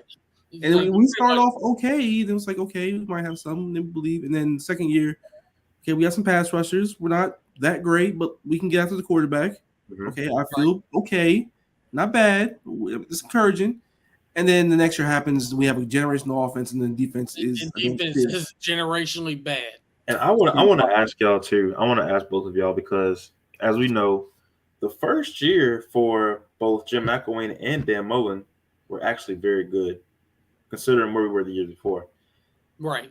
Do you feel like there's an expectation for Billy Napier to have a year of that sort, like to be, SEC East champion or to go to a New Year's Six? What do you feel like the expectations, the realistic expectations are from our fans? So not what are the realistic expectations as far as what he should do, but what are the fans actually thinking he should do? What do y'all feel? There, you have some crazy fans saying, "Oh, we have to win at least 10 games." I'm like, you shouldn't expect that as a fan because this is a brand new step. Yes, it happened under Jim McElwain. Yes, it happened under Dan Mullen. I'm not saying it can't happen. It can, but realistically, you should expect a record around 8-4, if that. If you get 8-4, you should consider that. Now, for University of Florida standards, we don't usually consider that success. But considering what we went through this past year, you have to consider that a successful first season. Yeah. Combine that with the way he's recruiting now, with the way this class is being set up, and the relationships he's building with the 2024 and the 2025 class in that regard, then you start to raise your level of expectations. But for right now, 8-4 is about right where you should be. Now, if we do better than 8-4, it's going to be because this staff got the best out of this team. Culture and the generation of players. Yeah. And I'm going to say this. I'm going to be completely honest. For everybody out there that thinks Florida is devoid of talent, they're not. They aren't. That's not the problem. Is depth an issue? Yes. In certain spots, it is. Yeah. There are certain spots on this team where we cannot afford an injury. So I agree with that. But we are not devoid of talent like some fans in our fan base and like some fans in other fan bases think. We're not devoid of talent. We went 4-8 in 20. We went 7-6 in 2014. We fired Will Muschamp. Jim McElwain comes in. He came in, won 10 games. That team was really good until Will Greer got suspended. Bro, oh my god! Like we whooped Ole Miss. It was number 3 in the country at that time. Like there was a talented football team. Y'all know what's funny, bro? Oh, that game, like that was the coming out party for Florida that year. That Ole Miss game, and in 2017, we all know the death threats happened, and it was a wrap for Jim McElwain. Death threats that didn't happen, by the way. I'm gonna tell you what was funny. I remember after the 2013 year, I was like a little bit nervous because I'm like, bro, we losing Lucius Purifoy, bro. I thought Muschamp was getting fired, to be honest. Yeah, I'm like, we're losing Lucius Purifoy, we're losing all these guys. And 2013 and 2014, I thought, I don't know what I thought. I mean, I guess looking back at it now in hindsight, it's like, dang, bro, we had some dogs. But I was actually worried. I'm like, man, we got these young guys like Dante Fowler, and we got Brian Poole, and then we got to rely on a true freshman in Vernon Hargraves, who hasn't proven yet, and all this stuff. And like looking back at it, man, we had guys. People were worried about Marcus May and Keanu Neal at safety. People were worried about. Yeah, I remember them days. Like I was one. Quincy Wilson, 2 years later. People were worried about Tease Tabor and Quincy Wilson. Like, oh, they may not be able to. Bro, those guys were some of the best players we've ever had. Like, right, legit. You know what I'm saying? And it's crazy to look back at it, bro. And like, I'm hoping that we look back at this year and say, maybe in like 2026. Oh man, we had some studs. Like Chief Borders was actually a player. Antoine Powell was actually a player. Matter of fact, wasn't too bad out there. Shamar Jones was really good. Billy Napier actually got on. I don't know if y'all watched his last press conference. He was talking about guys that have like less than 50 snaps, I guess, or less than a whole full game of playing time. Yeah, these guys: Tyreek Sapp, Antoine Powell, even Lloyd Summerall has Lloyd Summerall. Who am I missing? Who am I missing?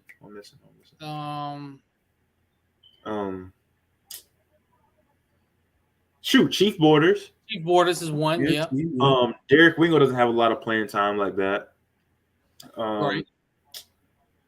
Kamar Wilcox doesn't have that much playing time. Right. Plus injuries years, yeah. Right. Devin Moore. You mentioned Wilson. Shamar James. Or James. Ron James, that's like, number one. these are and young guys. Dewan Black, who we consider a veteran because he's been on the team. He hasn't played in actual games like that though. Jalen Lee, really, I don't think has played all that much either. Jalen Lee, It's been special teams mostly. Princely, and they raving about him. They think he gonna be one of them guys this year. And so if you are a guy ranking teams in the country, right? From our point of view, we know these guys right here gonna be ballers, right? We know they're gonna be they're gonna bring us back defensively. But like if you're a guy rating Florida, you're not knowledgeable on what we have, you're like, who the heck's Antoine Powell? Who is Tyreek Sapp? It's like who is Tyreek Sapp? Looking at it like that you're looking at it from a bird's eye view. So it's like you don't really know. But we as fans, we know this team. We know what's on this team. Like I just said, we're not devoid of talent. Just look 2017, 2018. Damon came in 2018. That team the year before went 4-7, right? Bro. This same team came back and won 10 games the very next year. So that told you right there, we're not devoid of talent. It's the same situation with me with what I think this year. Yep. We're not devoid of talent. Now, am I saying we're going to win 10 games? I don't know. We don't know what's going to happen. We don't know what to expect. The Utah game is going to tell us a lot. That's all I'll say. That's going to tell us a lot because if we get a win there, then this team's going to gain a lot of confidence that, hey, they can go out there and play with anybody. I'm telling y'all now, bro. I'm telling y'all now. We ain't – I was there when Alabama came into the Swamp. And they had us, bro. Like a lot of these guys that played in that game are back. Like, right. They got snaps. Brenton Cox, Javon Dexter, Jason Marshall, all these guys. They're back. Rashard Torrance. Utah isn't going to come in the Swamp and just dominate us. It's talent team, coach team, but like they're going to intimidate us. Like the talent is there for us to do something this year. To at least be competitive. Like we're not going to get pushed around by a lot of these teams. We're not. I don't see it, bro. I'm like, I respect Utah. I respect what they have. But I'm telling you, they are legit top 17. They should be the 7th ranked team in the country. They got a lot of guys coming back. They got a great quarterback in Cameron Rising coming back. Yep. They have a running back in Tavion Thomas that scored 20+ touchdowns last year. Yep. So they got a lot of talent coming back. They got a top 10 defense coming back. So we're not disrespecting them in any way. We're not looking past them. Nope. We know they're a great team, but it's just a matter of they're going to be on the road in the Swamp in the state of Florida. It's not just any road, 100 degrees, 100% humidity. I'm going to just say this. They've been practicing, with the heat up and everything, trying to simulate the humidity. You can't simulate that humidity. That's what I'm saying. You can't simulate it. You can't do that. Yeah. Marcus and I are Florida residents. Jerry, you pretty much on the state line, pretty much there. Basically a Florida resident. As Florida residents, and we played football, we can personally tell you cannot simulate heat and humidity in the state of Florida. You can't do that. You absolutely cannot do that. It's not the same. It's not the same. It's not the same as actually being out there in that humidity. That humidity is different. On top of 90,000+ people sitting on top of each other, sweating their asses off, yelling and screaming the whole game at night in the Swamp. You ain't simulating that. It might be a night game. It's still gonna be hot and humid out there. And bro, like we all play football. You know what it's like when you're out there and you start standing around, right? You just standing around, you warming up, and you like drenched. You like, shoot, like I'm kind of this could be a hard day today. You sweating hard, and you ain't even start playing yet. And then when you have a full drive, right? A full drive is kind of like long, whether you're on offense or defense, especially if you're on the offensive line or defensive line. You pushing around big old dudes for about, maybe like 6 minutes if you have a good drive. Right. Yep. Dog, you dead tired. Yeah. If we pull off a 6-minute drive, they gonna be tired. You dead tired. You know what I'm saying? And it's just like after drive after drive after drive, if you have not practiced in that type of weather, that type of humidity, like I don't care what you try to use. You could sit in the sauna. I don't care what you use. If you have not been in that condition, that environment, you're not going to be ready for it. It just you just won't be. Not at all. You might have a couple guys from the state of Florida that's used to it. like a Jalen Glover, who I expect to actually play a good amount for Utah this year. I think he's going to play a lot for them. Mm-hmm. You might have a couple guys from the state of Florida. They used to it. The rest of Mahmoud Diabate, he played at Florida. Yeah. He's making his return to Gainesville. He's used to it because he's from Alabama too. So I mean, it gets hot and humid there too. But the rest of the team may not be used to that. You got guys from California. You might have guys from Arizona. Yeah, it gets hot in Arizona. But it's dry heat. They ain't humid. It's not that humid heat. Humid, Humid heat.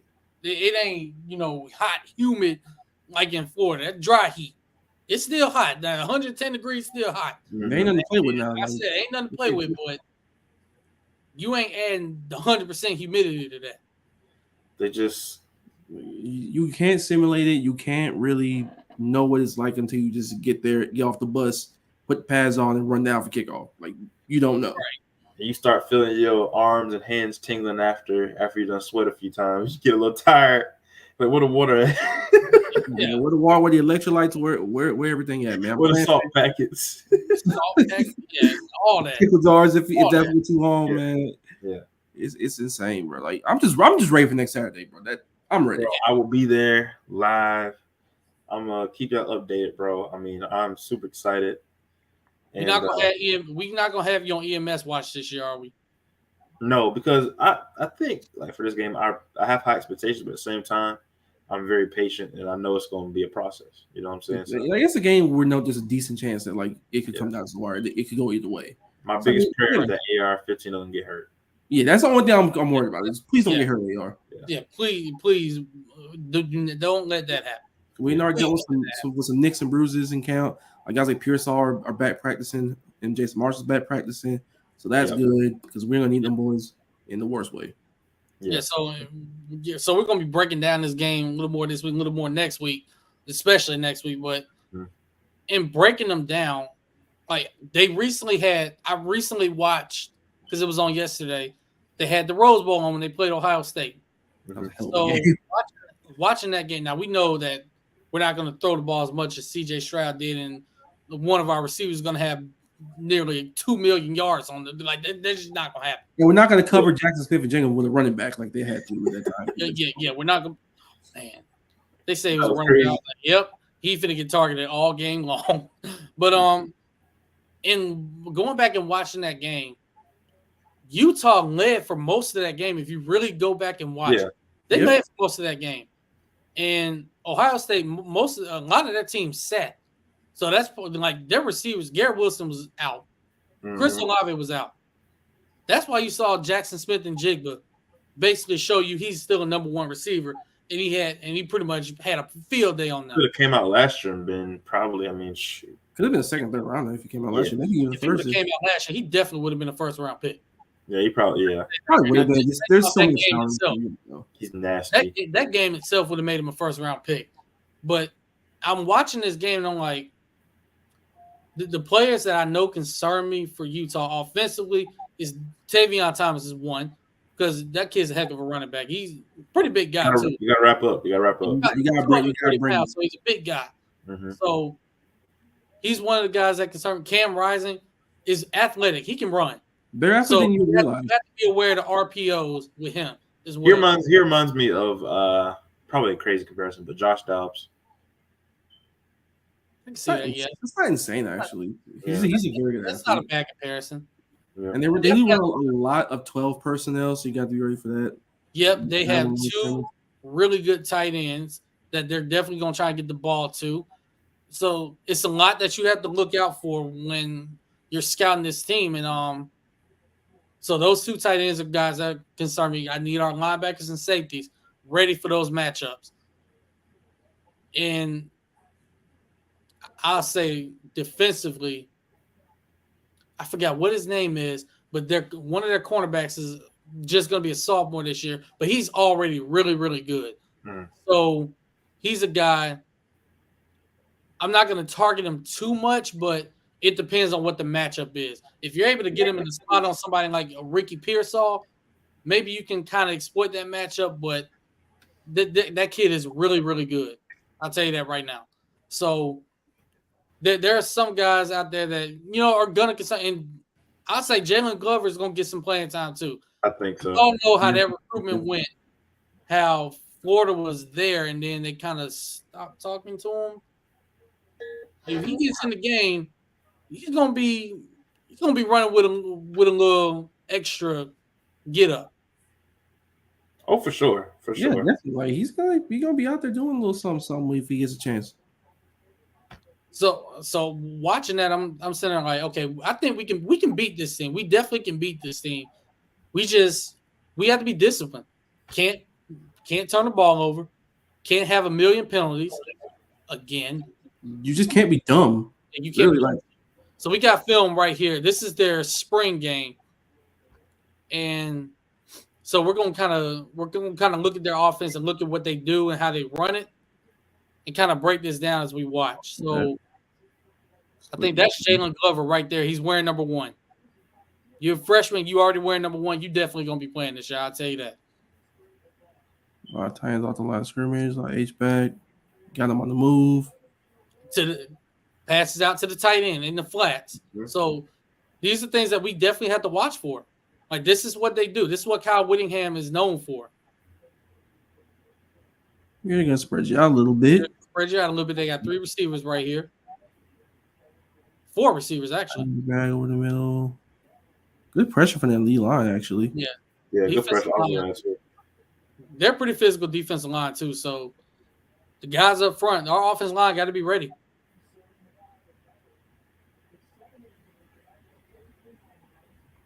I think this is the red team, but still, it's the same concepts. So even if Cam Rising is out there, boy, AR-15. Man, they bet not. That's almost. If y'all gets a crease and he has a chance to run, he's on. They bet not do it. Is that Rising? That's Cam Rising right there, number 7. Very nice pass over that. That's a nice pass. Yeah. Right in the honey hole. Nice route by the receiver too, with the corner route.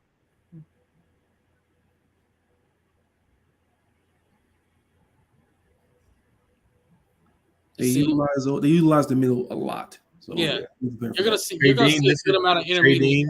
Trading if you want to be a first round pick, brother. If you want to be a pick, period. If you want to get drafted, period. He's 3rd team All SEC.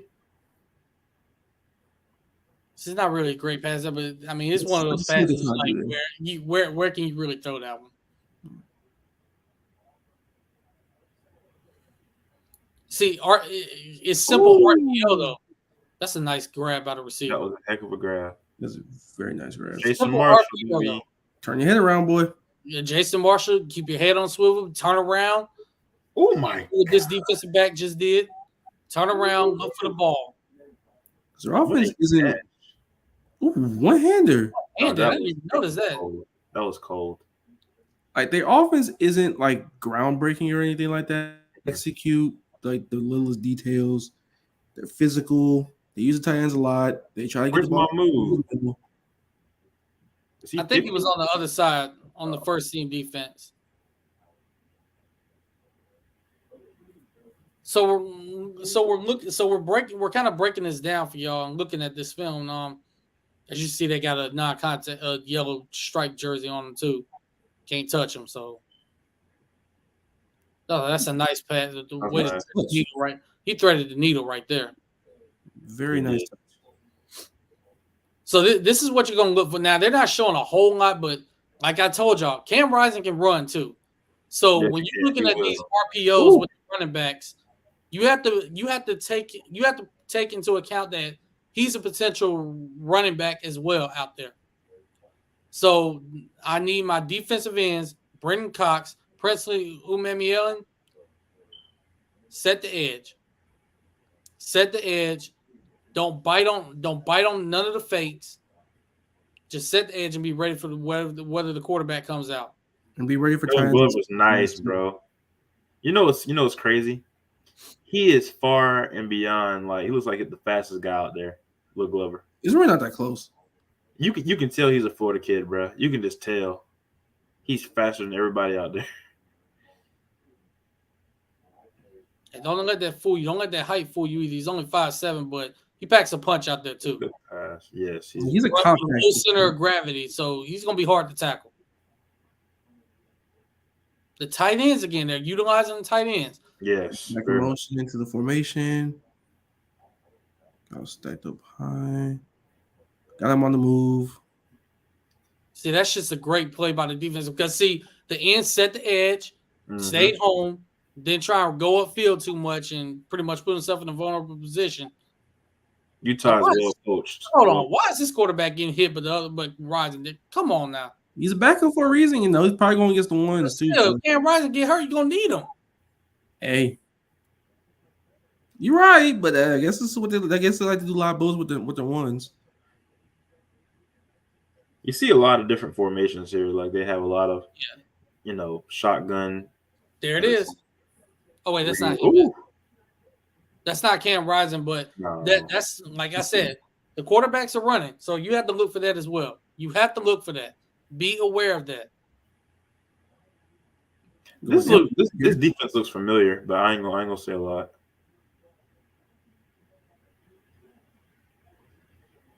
They got you going empty, so they're gonna try to spread you out every now and then here. Yep. All right, right back to it. In the box, baby. I'm looking for some draw plays too when I watch them.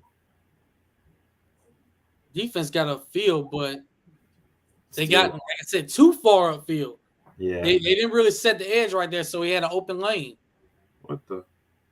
That was not a good throw. It wasn't. Or was it not down at the line? It was. I got tipped at the line. They load up, man. Ooh. On the matchup here. Over the middle again. Yep. And this is another one of their running backs talking. Michael Bernard. They're going to use 3 backs. Yeah. I'll tell you that now. They're going to use 3 backs. So far, what I see, I think I know Florida's going to have the advantage athletically out there, but we gotta be disciplined. It's a great play by the ball carrier there. It sure was. He made a play on there, didn't he? Pretty much. He earned them yards because he had pretty much no blocking there. Yeah, super stacked.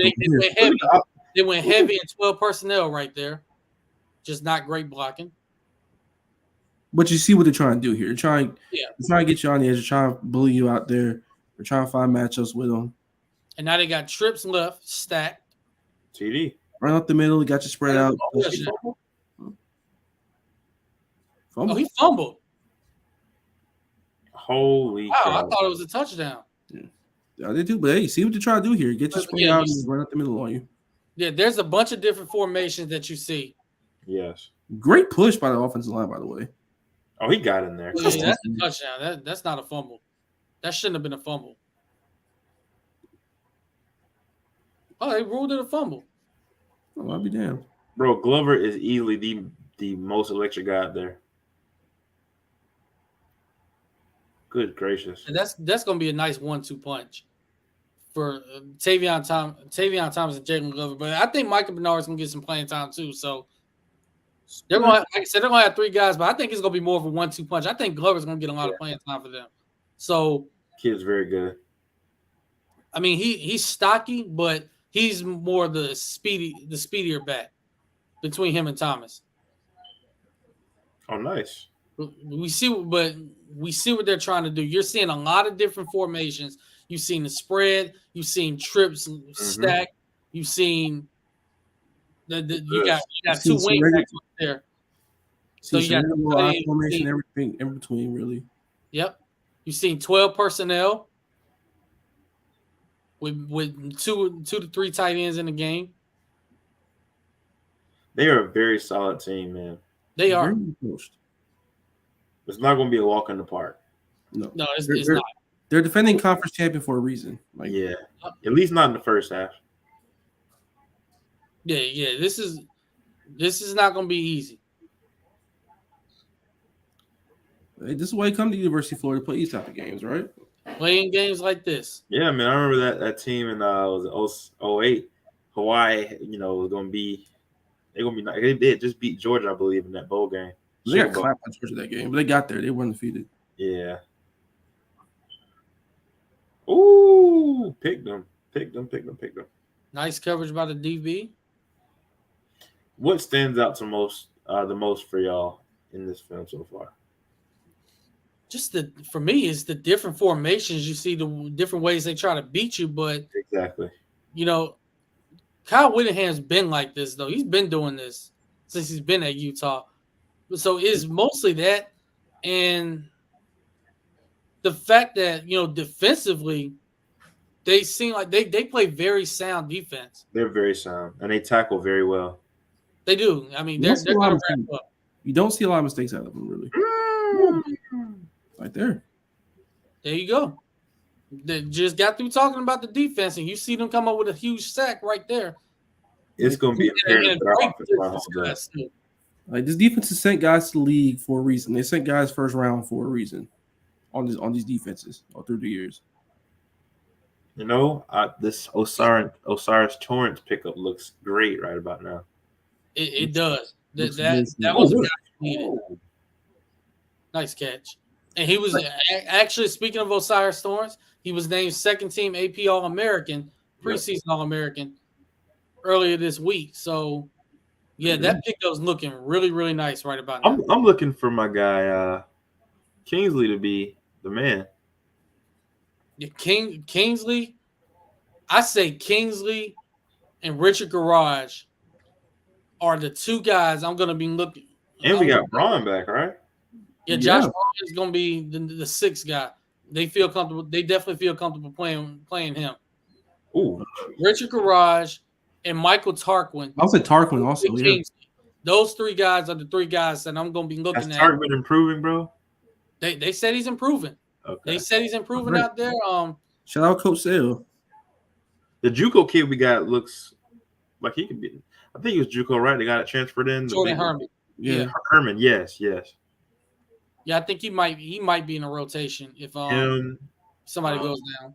Richie Leonard is another guy that I feel like could step right in. He did very well. Yep, they got him playing center. So yep, yeah, that's a nice throw by the quarterback. It sure was. Receiver was wide open. I don't know where the DB was there. I guess he was. It was two routes ran over there. What the hell was that? Man, as a former receiver, it sounded their defense. Somebody ran the wrong route. It sounds their defense is. I feel like you can go up top on these boys, especially if you use the speed. Yeah, but I think offensively, I think we can get them down the middle and intermediate as well, which is where I think Ricky Pearsall. Yes. Did Arizona State play Utah last year? I want to say they did. Because if they did, I kind of want to see what they did against them. So I think this is a game where we can look for Ricky Pearsall to have a good amount of touches this game too.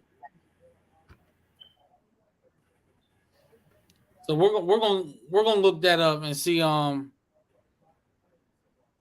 we go. Utah, Arizona State. Oh. They play matches. So we're gonna bring this film up and see exactly. Oh, it was on ESPN too. I had no idea. So we're gonna look at this and we're gonna be specifically looking at Ricky Pearsall in this game and seeing what we could possibly do. What we could possibly do with him in the was that Utah in the slot. So yeah, that's the one thing we're gonna be looking for here. Y'all, we having a whiteout the first game? Yeah, we're not doing that. And there he is. There's Ricky Pearsall right there. Hey. Get that foot right, Ricky. Ooh. Current LSU quarterback Jaden Daniels. Jaden Daniels, current LSU quarterback, who I think. Holy crap! Arizona State was 5-1, and Utah was 3-2. Pearsall again. There was Pearsall. Yeah, he's number 18. If y'all didn't know.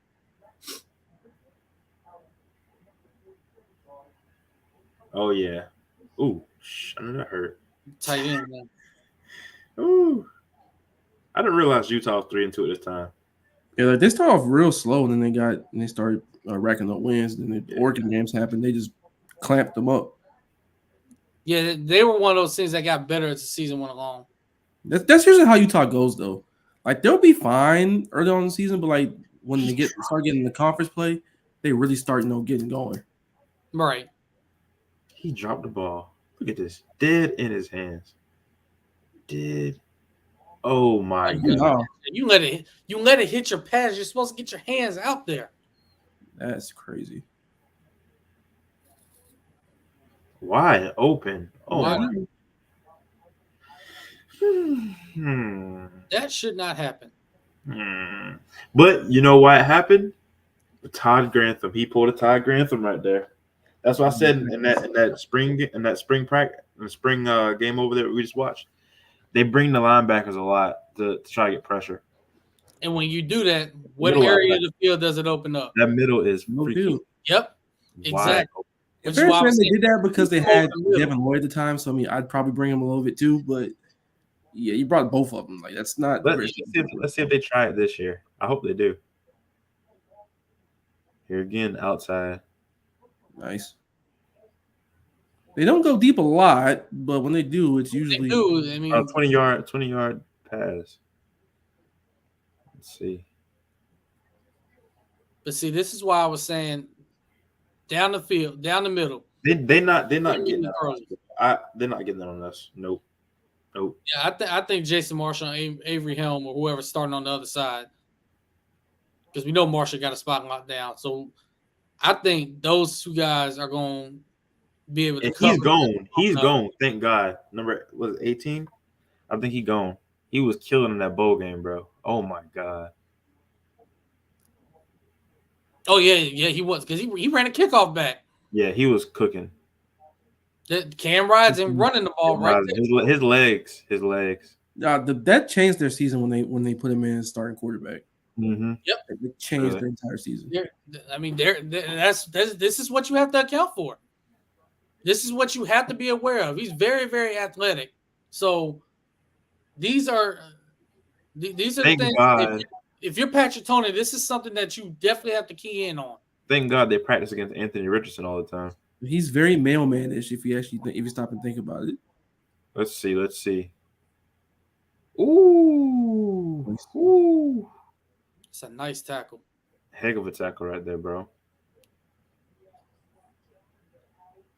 Let's see, drop back. They're doing the same thing. Now, see, in this particular game, they took a few shots down the field. They did.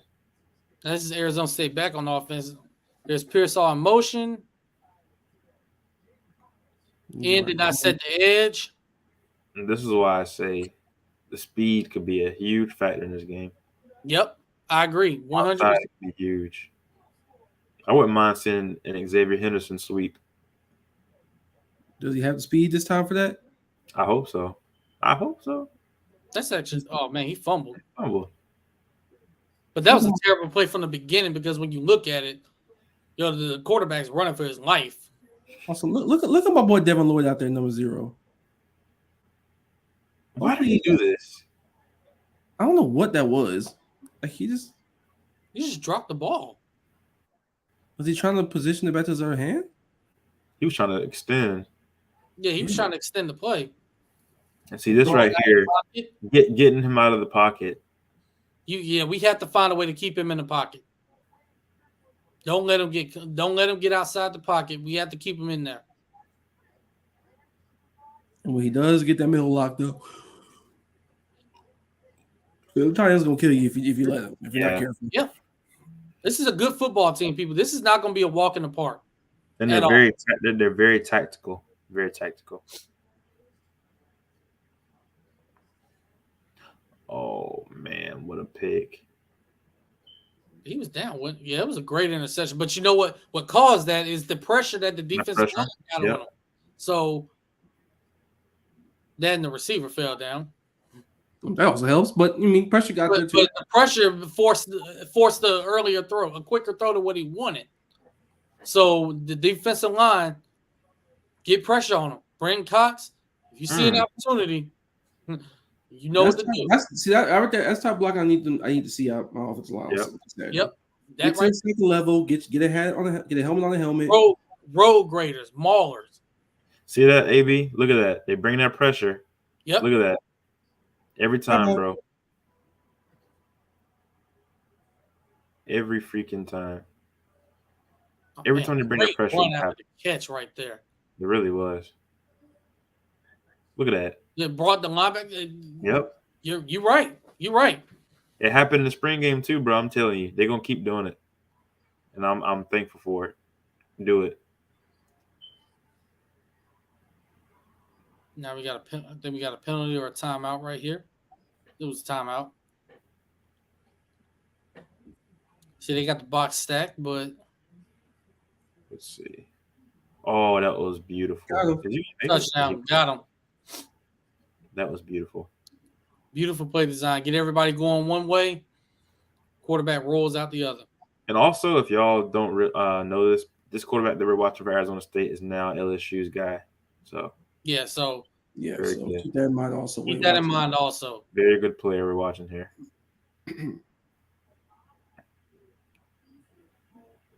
You gotta tackle that kid. You cannot miss tackles. No arm tackling. Bring your shoulders. This is the guy I'm talking about, Tavion Thomas.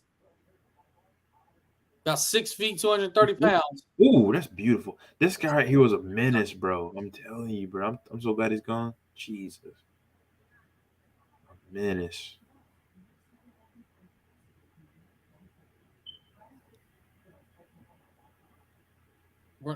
He just dropped the ball, but you got running backs out the backfield.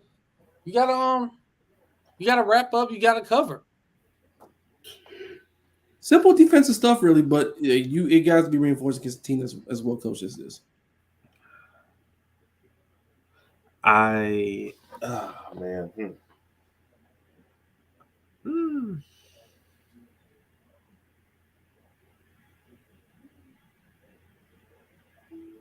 That's just great defense. There, they had great coverage. That's a coverage set. Lloyd is everywhere. Lloyd was far and beyond the best pro on that team, I think. That's why he got picked first round. Yeah, my God. And hopefully he has a healthy hamstring by week 1. Yeah, this kid's awesome. He's everywhere. I don't want to talk about hamstrings right now at this point. Oh, I'm so sorry. So Arizona State has people in the box here matching up with his running back. No, is he going? Oh. He just dropped it. It's like Rison's not really throwing the ball so much as he's kind of shot putting it and guiding it to his receivers. Yeah, pretty much. Speed. Yep.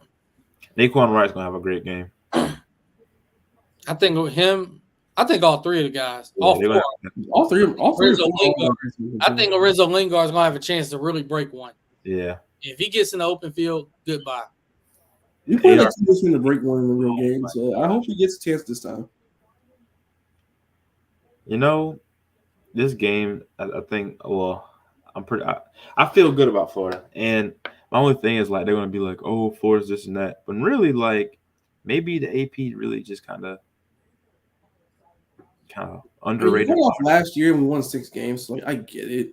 Yeah, but it's like you don't really know what you're gonna get with can Anthony Richardson stay healthy? Yeah, gotta see him for a full season, new staff. So I get it. I get it too. It's kind of like when you watch this film. Like, don't get me wrong, Utah's a great team, but I kind of get an idea how it's gonna go. Right. They're gonna battle, but the athleticism is gonna be too much, I think. And then the Heat, I'm telling you, bro. Oh, he caught that along with the targeting. Jaden Daniels is playing a marvelous game. He really is. God. Oh, yeah. Oh, he could have freaking hurt himself. Intermediate throws down the middle. Like, they're open. We saw the spring game, and we're watching this current film right now. It's open down the middle. Jamarcus Weston, you have a chance, my brother. Honestly, every wide receiver like in this game really has a chance. Just go over the middle. Honestly, Fraziar's. If my guy Whittemore can find those holes how he usually does. That's another one in the slot. What? Wow. He just snatched it from him. But this is great coverage. They're holding these guys down long enough to where What a freaking duck! What a duck! And it was a little behind them too. And I just taking you going to halftime. So looking at this right now, what else? What else is something that you see? I just, man, honestly, Lloyd is all over the place for this Utah defense, and I think it's going to be greatly missed. Also, just Utah is disciplined on defense for sure. Same thing what we said in the spring game. A lot of formations. I don't think they're the type that wants to get into like a shootout. They don't. They don't want to get in the shootout. They want to control you. They want to control you, and they want to be able to execute on third down and get Cameron Rising going with his legs. If Cameron Rising has to beat Florida with his arm, it won't happen. I don't think. Cameron Rising is a guy who wants to run point basically. Just literally. Decisions, get it out quickly, get over the military tight ends, and then just slot guys and call it a day. And just run the offense really. You know what else? He's very crafty though. You know what else I see we can do offensively? What's that? Ball control. I feel like if we're able to really run the ball and really get the run game going, just keep the ball out of their hands. Don't even really give them any possessions. That'll get the defense tired too. Get the defense tired. You wear them down, chew up the clock, and they don't have an opportunity. There he is again, Tavion Thomas. Tavion, and Jalen Glover are my big concerns. Just bring your pads and wrap up. Like 23 touchdowns last year. They look like SEC backs. They do. They really do. That's a 230-pound running back. Good God.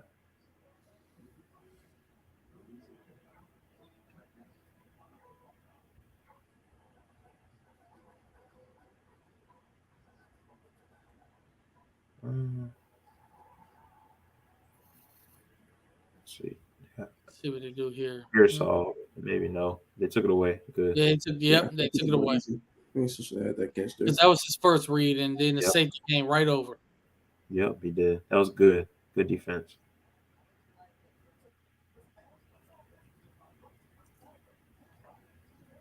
Oh, nice. Pass. Well, it was going to be a double pass. No, this dude was a demon, bro. He's like crazy. They basically ran punt return play here, essentially. That dude was so shifty. Is he playing for the Patriots now? Oh God. I doubt it. I don't think he is. Oh man, you got caught, brother. That was clear pass interference there. He looked like he confused, bro. You know good. Oh, bro, you know what you did. You know exactly what you did.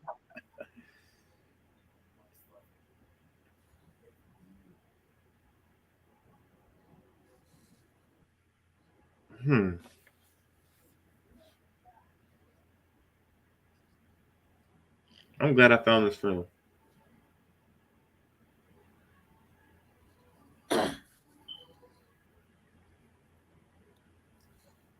Yeah, so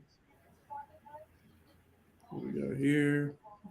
Nice way to sit down in the hole. Touchdown. Covey was everywhere, bro. Yeah, Covey's good. There's one thing about Utah, they will always have a tight end somewhere. Sometimes in some years, maybe even two.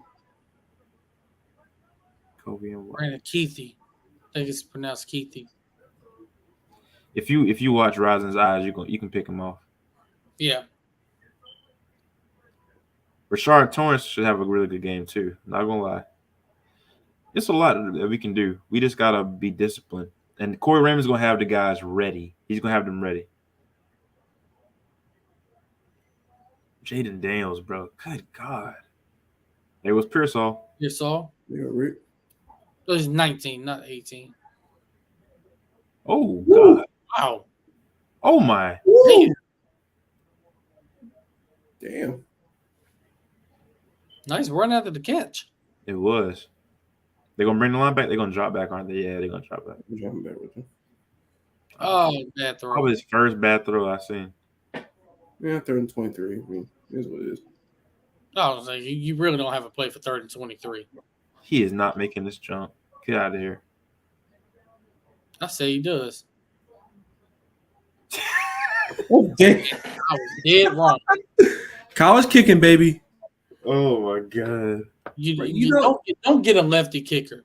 Bro, college kicking is only one of two ways. Either he's a guy that. Oh, how did he stay up? Oh, damn. How did he get up there? Josh Dobbs, man. I'm telling you. You like Josh Dobbs. I can't believe he stayed up. I for sure thought he was going to fall. Big mailman vibes. Good God. Man. You got to be a mailman, man. I'm just saying. Get up. Y'all, they're not tricking y'all, bro. He just made a play right there. Yep, just made a play. You still got the first down, but yeah. Rolling out the pocket.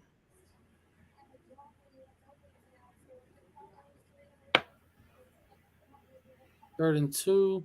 This is Tavion Thomas time.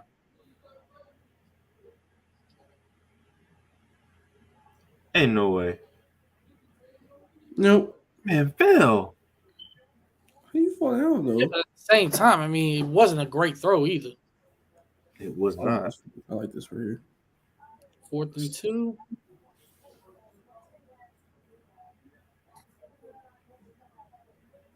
How are you guys leaving? How are you leaving guys open in the flats? I mean, gosh. I'm not gonna lie. If we had Todd Grantham coaching this game, I'd be freaking terrified. I'd be so terrified. I mean, my God. You know, it's gonna be good. Our defense is gonna get a lot of testing from Will Levis and Cam Rising in the first 2 games. First 2 games, yeah. That's gonna be a lot. See, speed comes into play because I think we have the speed right there. Yes. When you have a guy, Dewan Black's he's gonna be everywhere. Shamar James as well. Shamar, how is he that well? What people don't realize is Shamar James didn't just play linebacker in high school. He was their number 1 receiver as well. Speed, he played bro. wide receiver. And Amari Burney, if given a chance, and his coach right, he has a chance to have a really good game. I mean, we have guys that can really, really be huge in this game, bro, and like show themselves. If the coaching staff somehow teaches Amari Burney what his eyes are and how to use them, then give him a break.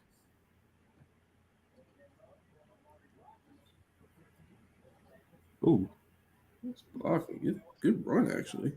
Let's just talk about how Arizona State completely choked this game. They did. My God. We were up 21-7 at halftime. What kind of play? This is Doug Nussmeier play calling over here. Why you had to bring him up, man? I can't get away from Doug Nussmeier. It's disgusting. I know you can't, man. I'm sorry. Yeah, so am I. Let's see. Bet you if we get rid of him, we'll actually win a Super Bowl again. Y'all might. Why are they backing up, bro? Got him. Yeah, they choked this game so bad. Defense just completely sold. They did. I mean, my Why are you picking up so much? Just leave the back. Why are you playing? Why are you playing the receiver on the outside? You see, bro? Like, come on, bro. I see why her members is never going to get fired after this year. And you could tell right who go hit the ball, bro. The top of the screen might be wide. Oh, never mind. 3rd and 4. I know you went the other way, but 3rd and 4 and at the top of the screen, you're playing 10 yards off. That's what I'm saying. He had him cooked. Lost by tight end. Great run. Great run.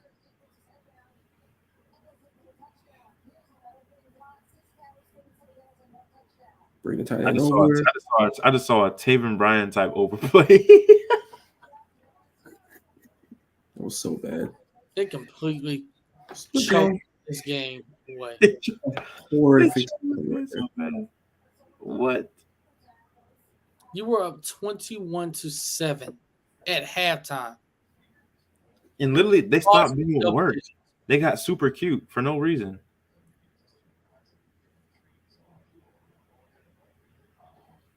Oh, my God. How did they get down 2 touchdowns just like that? They literally just choked, bro. Oof. This is Emory Jones's group of wide receivers and offensive linemen now. He's wearing the same number as Jaden Daniels too. Yeah, Crazy. I'm hearing he's doing really well though, so we'll see. I mean, it is the Pac-12. Yeah. I mean, he looked bad against Conference USA FAU, so I mean, did he really just go backwards? they gave it. I was about to freaking say. Oh damn! 3rd and 26. Jaden. And he's Jaden. Right into the pressure. That was symbolic.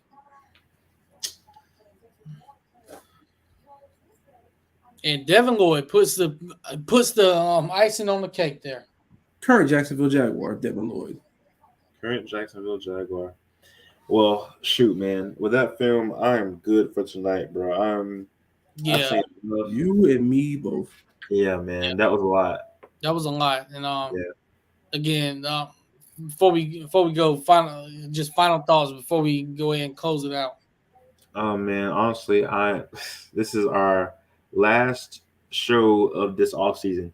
It is now going into week 0 of the college football season. College football is back. We will have takes. We will have guests. We will have. We'll have it all, man. A lot of fun, bro. A lot of fun, and some mad girlfriends. Very mad girlfriends, especially yours. Yeah, man. I'm sorry. No, man. I'm so happy, man. Just the last show before the real games count. This Saturday. Oh, and watch the high school games on ESPN tomorrow too, if you can. Yo, isn't Florida State playing? It's Florida State on Saturday, I think, right? FSU playing this weekend? They're playing Saturday at 4:00.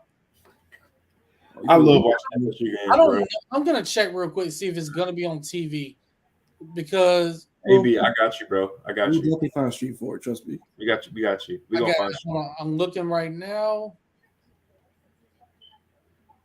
Yep, they are going to be on the ACC network at 4:00.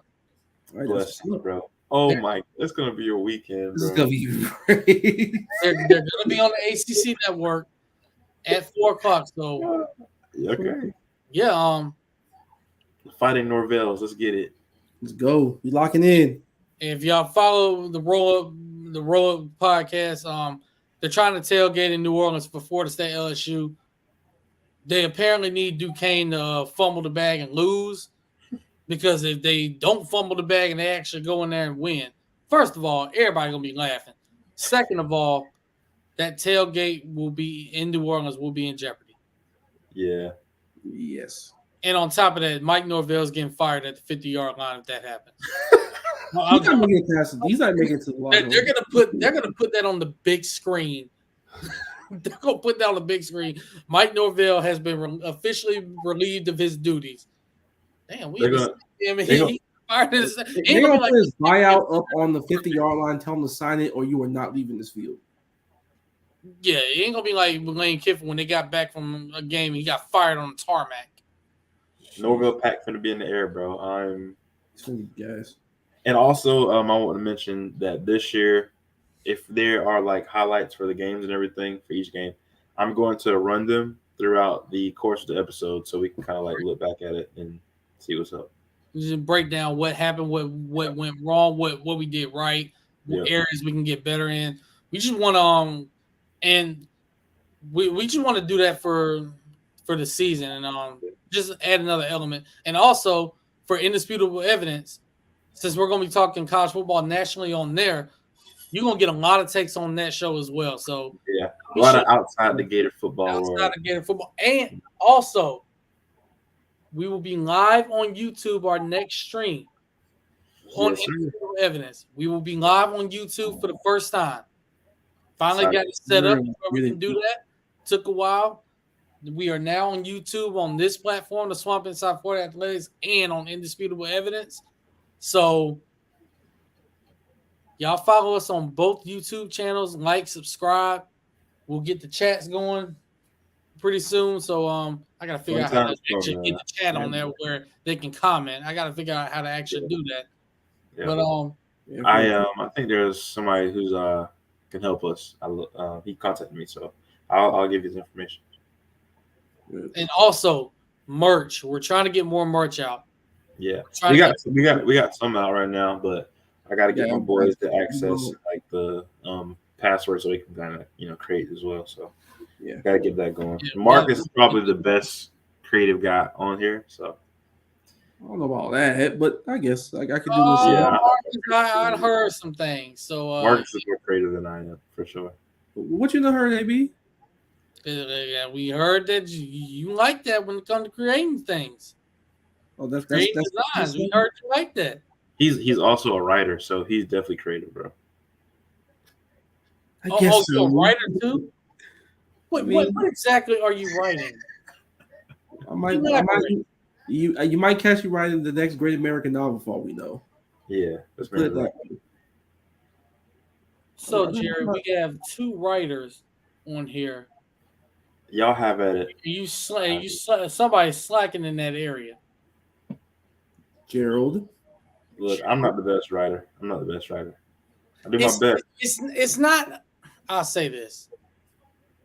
Plus, I'm a little bit too biased. I don't just write for Stadium and Gale. I mean, I hate to put myself out there, but spare time I do write music sometimes too. So, oh yeah, I will tell you this: writing music is a heck of a lot harder than writing articles. Yeah, I'm sure. It's a heck of a lot harder because you get writer's block. You can get writer's block either way, but yeah, Jerry, I think if you started writing, like if you, for example, like if you got into sports and journalism, writing like that, yeah, you might be able to do it because I didn't know if I would be able to do it. I really honestly didn't. Yeah. It's just, Connor, he hit me up and said, hey, you want to write for Stadium and Gale? We're going to have you on. I was like, okay. I see where this goes. And I really, really got into it. Yeah. So it's one of those things where it's like you start, and if you feel like you've done well, but, you still have room for improvement, it's one of those things where you feel like you might start getting better and better and better at it. So I think you'd be able to do it. Yeah, I think it might not be too shabby. You never know. Just give it you never know. You That's really true, never know. That's true. Even though y'all don't be reading people articles, I ain't gonna say no names. Oh God! I can't believe y'all, man. All the hard work I put out there, I can't believe y'all. Hey, bro, we put it out there so people that want to read it, we hit the retweet buttons. We be up at 5 a.m. Bro, I don't. Y'all don't read. I'm just playing. Those articles. I will be up at 5 a.m. Twitter articles and narratives. And by the way, anybody watching this, I'm gonna keep it real. If you listen to this on the audio version, I'm gonna keep it real with my articles. I'm not gonna sugarcoat nothing. I'm not gonna be biased. Well, I might be a little bit, but not too much. I'm gonna keep it real. Say what's on my mind. As you should, bro. Like last year against LSU, after the LSU game. I'm telling you right now, that took me 25 minutes to write that entire article because it was fresh on my mind. It was like, man, all this. It's time to get to work. I was on my lunch break at my job. 30-minute lunch break. Had 5 minutes to spare. I was like, all right, Connor, I'm finna start on this. Started writing it. All right, I'm done. Take a look at it when you're ready. Man, I think also another final thought. This year I'm trying my best to not have a heart attack. Tweet impulse. Yeah. I don't want to tweet off impulse during the games as much. I kind of want to sit there and observe what's going on and then kind of tweet. You know what I'm saying? I don't want to tweet everything because usually I'll tweet play by play, pretty much. Right. That's why I try not to tweet during the game. I'm like, unless I see something crazy, I'm like, all right, what the heck's going on here? Yeah. So I think I'm going to make that a part of my watching routine. I'm going to try to watch with an open mind and not be so. Sometimes I would find myself trying to be critical of everything. I would be critical of, I don't know, just every single detail. I'm going to watch and just observe. I'm going to see what's going on. Yeah. The only reason I be tweeting again because I like keeping the paper trail of my thoughts at the time. Yeah, legit. That's how it's okay, this is what I was thinking at the time. Did it pan out over the course of the game, or did something change? I'm like, okay, let's see what's happening. Yeah. And then go on to the next game, I keep those thoughts in mind and then I tweet fresh again. And see and refer back to what you put the last week. Kind of see it. Right. Yeah. I will say this though. If y'all see or hear about a fan in the stands going into convulsions because of how the game's going, yeah, he raising his hand right now. That's Jerry. One up to him. That's Jerry. Don't worry though. I have EMS. I call games with EMS. Hey man, this particular game, I need y'all to be right there at the stadium. I'm gonna send y'all a signal. If they say, "Oh, there's a fan going to convulsions," that's the signal, I just need. It's gonna sound crazy, but I always need something bad to happen early so I can get out my system. Like when Emery threw that pick last year, it was like, okay, I'm ready. But as long as everything looks perfect, like I'll be like on the edge. I need something bad to happen so I can just get out my system. Right. Almost like getting rocked in a boxing match. Damn, the Yankees beating the hell out of the A's right now. Oh, my bad, y'all. You good? Hell, man, I ain't used to bad things happening in my sports team, so I understand how that is, Jerry. Yeah, bro. It's just like, you know what I'm saying? Like, get the jitters out. Yeah, get it all out, see what's going on. Okay, this is how it's gonna be. All right. Yeah, no, like legit. Yeah, because let's be honest, some of our takes, yeah, It's like milk. Yeah, we've been very good this year. We've been very good. We have. Have we though? I mean, my NSP 11 is take early last year, but Timberwolves was pretty good, so yeah, I'll get with that. It was, and for a little bit, you tried with the Warriors until that one episode we did where we were laughing for like 10 minutes straight. Oh yeah, that's the greatest episode we ever did. That was probably one of the best we've ever done. If not the best. If either one of y'all still have the video, please send it to me because I don't know if I have it. I got to post that again. I'm sorry. I gotta find it. My story. Yeah. Oh man. Another great episode. Seriously. Yeah, awesome. Yeah, man. Appreciate Sticks for joining us. Definitely gonna have him back on during the season. Real man. Shout out Sticks. Shout out Slick. Shout out all the ones to roll up. Yeah, man, I got some more guys I want to get on here. So, yeah. Let's get Harrison on here. Actually, Harrison, I'm working on that one. I'm definitely working on that one. Harrison, I'm working on that one. I'm definitely. I want to get on. Hey, just bring him on. Yeah, for sure. I don't think I had the song last time we did a show, so I think it's Marcus. Marcus, yeah. Yeah. All right, let's get the scrolling. What we have here. I get song of the week the first. Oh God, okay. 1 second. We're gonna go. They got it back. They got it back in the groove now. You trying to tell us something now? Always on losing they did. Hold on.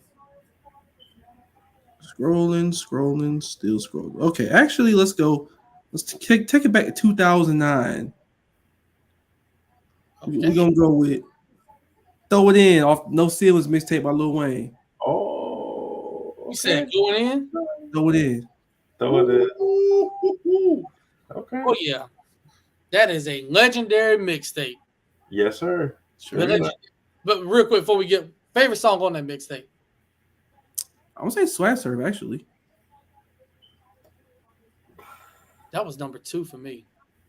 I was gonna say Throw It In. Yeah. Mine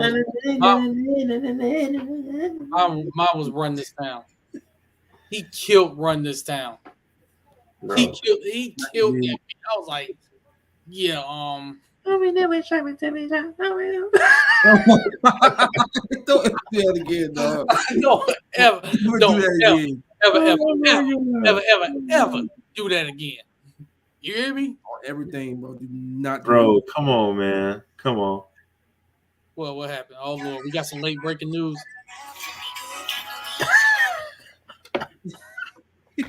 That's my junk, bro. No, did we not just get through telling you not to do that again? I'm done, bro. I'm done. I'm getting delirious. Your singing career just died right there. Yeah, I'm tired. It died before it even started. That was the shortest. That was the shortest singing career of all time, bro.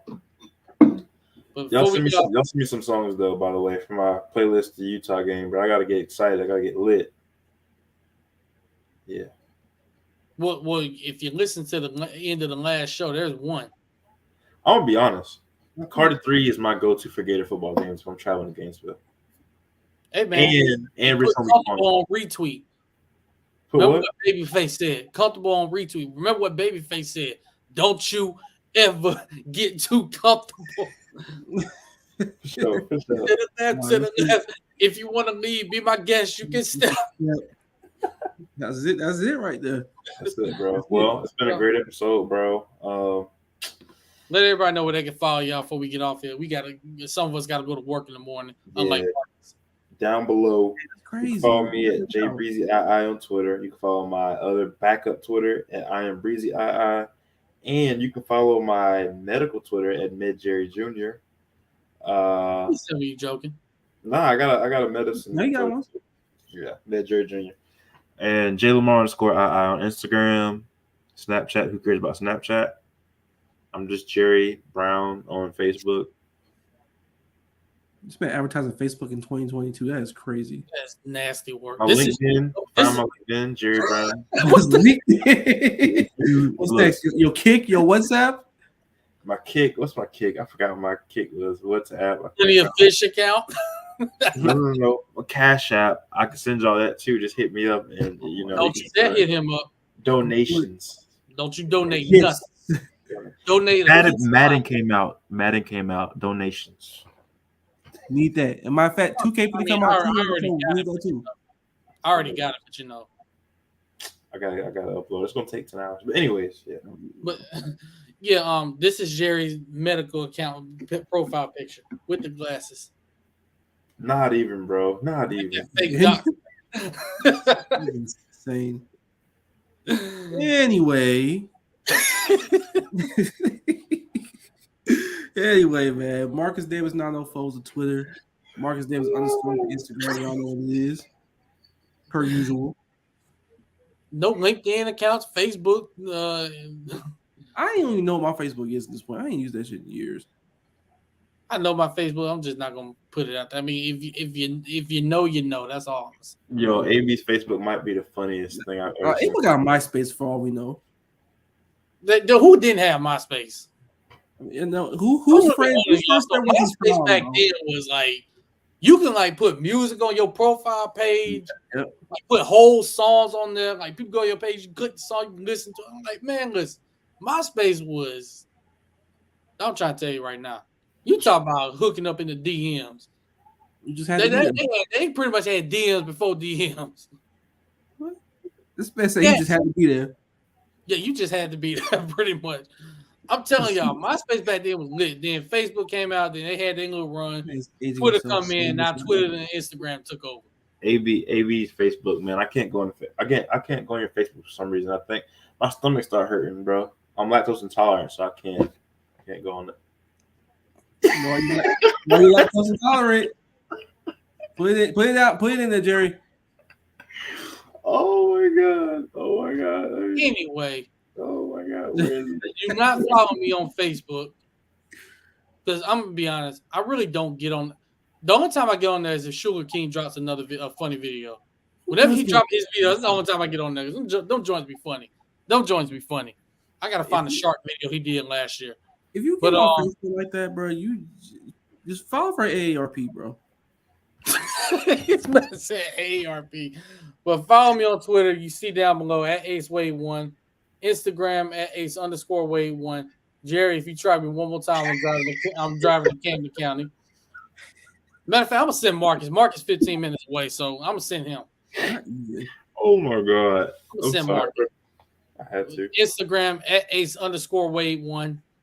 Follow me on there. Follow the podcast page on Twitter at Inside_Swamp, on Instagram at Inside_Florida Athletics. We got more content coming. We got more merch coming. Remember, just follow us on YouTube. Yes, Swamp Inside Florida Athletics on YouTube. Like, subscribe, comment. Like, run it up. Run that up. Man. We coolin', man. Come and hang with us. Come hang with us. I mean, we'll take questions, comments, all that. All that. And I know y'all come on, bro. Season start. I know right now it's limbo, but season start, I know y'all come on. So. You finish some we'll put the link out. Y'all want to join the show? We'll have you on. Yep. You got a tape? We'll have you on. Yes, sir. But if you're a Florida State fan, come talking that noise just because you beat Duquesne, like, yeah, let's see what you do next week in New Orleans when LSU come to town. That's their town. So, matter of fact, if Duquesne beats Florida State, if we bringing a Florida State fan on, I'm telling you that right now. Don't go hiding. I told one of my coworkers, if y'all lose Duquesne, just cancel the whole damn season after that. Cancel everything, bro. Just cancel every frat party that year. Cancel every tailgate. Cancel everything. Because at that point, the season's over. Hey, we gotta get off here, bro. I just saw something. We gotta get off. Yeah. I'm gonna send it to you. All right. What song again, Marcus? We going with, if my memory serves me correctly, Throw It In, Lil Wayne, Off No Ceilings. All right, so Marcus, you're gonna freak out, bro. So with that, this has been another great episode of Swamp Inside Florida Athletics for Ace right here, Anthony Beck, Jerry Brown, Marcus Davis. We leave you as we always do. Go Gators. God bless. Tell your loved ones you love them. Take care of your loved ones. Take care of your mentals. Take care of your chicken. And go Gators. Go Gators, baby. Yes, sir. Go Gators. Y'all see the M in the background. You see it. All right, y'all boys. I'm up out of here. Check the group chat. Sure. All right, man. Have a good night, y'all. Yes, sir.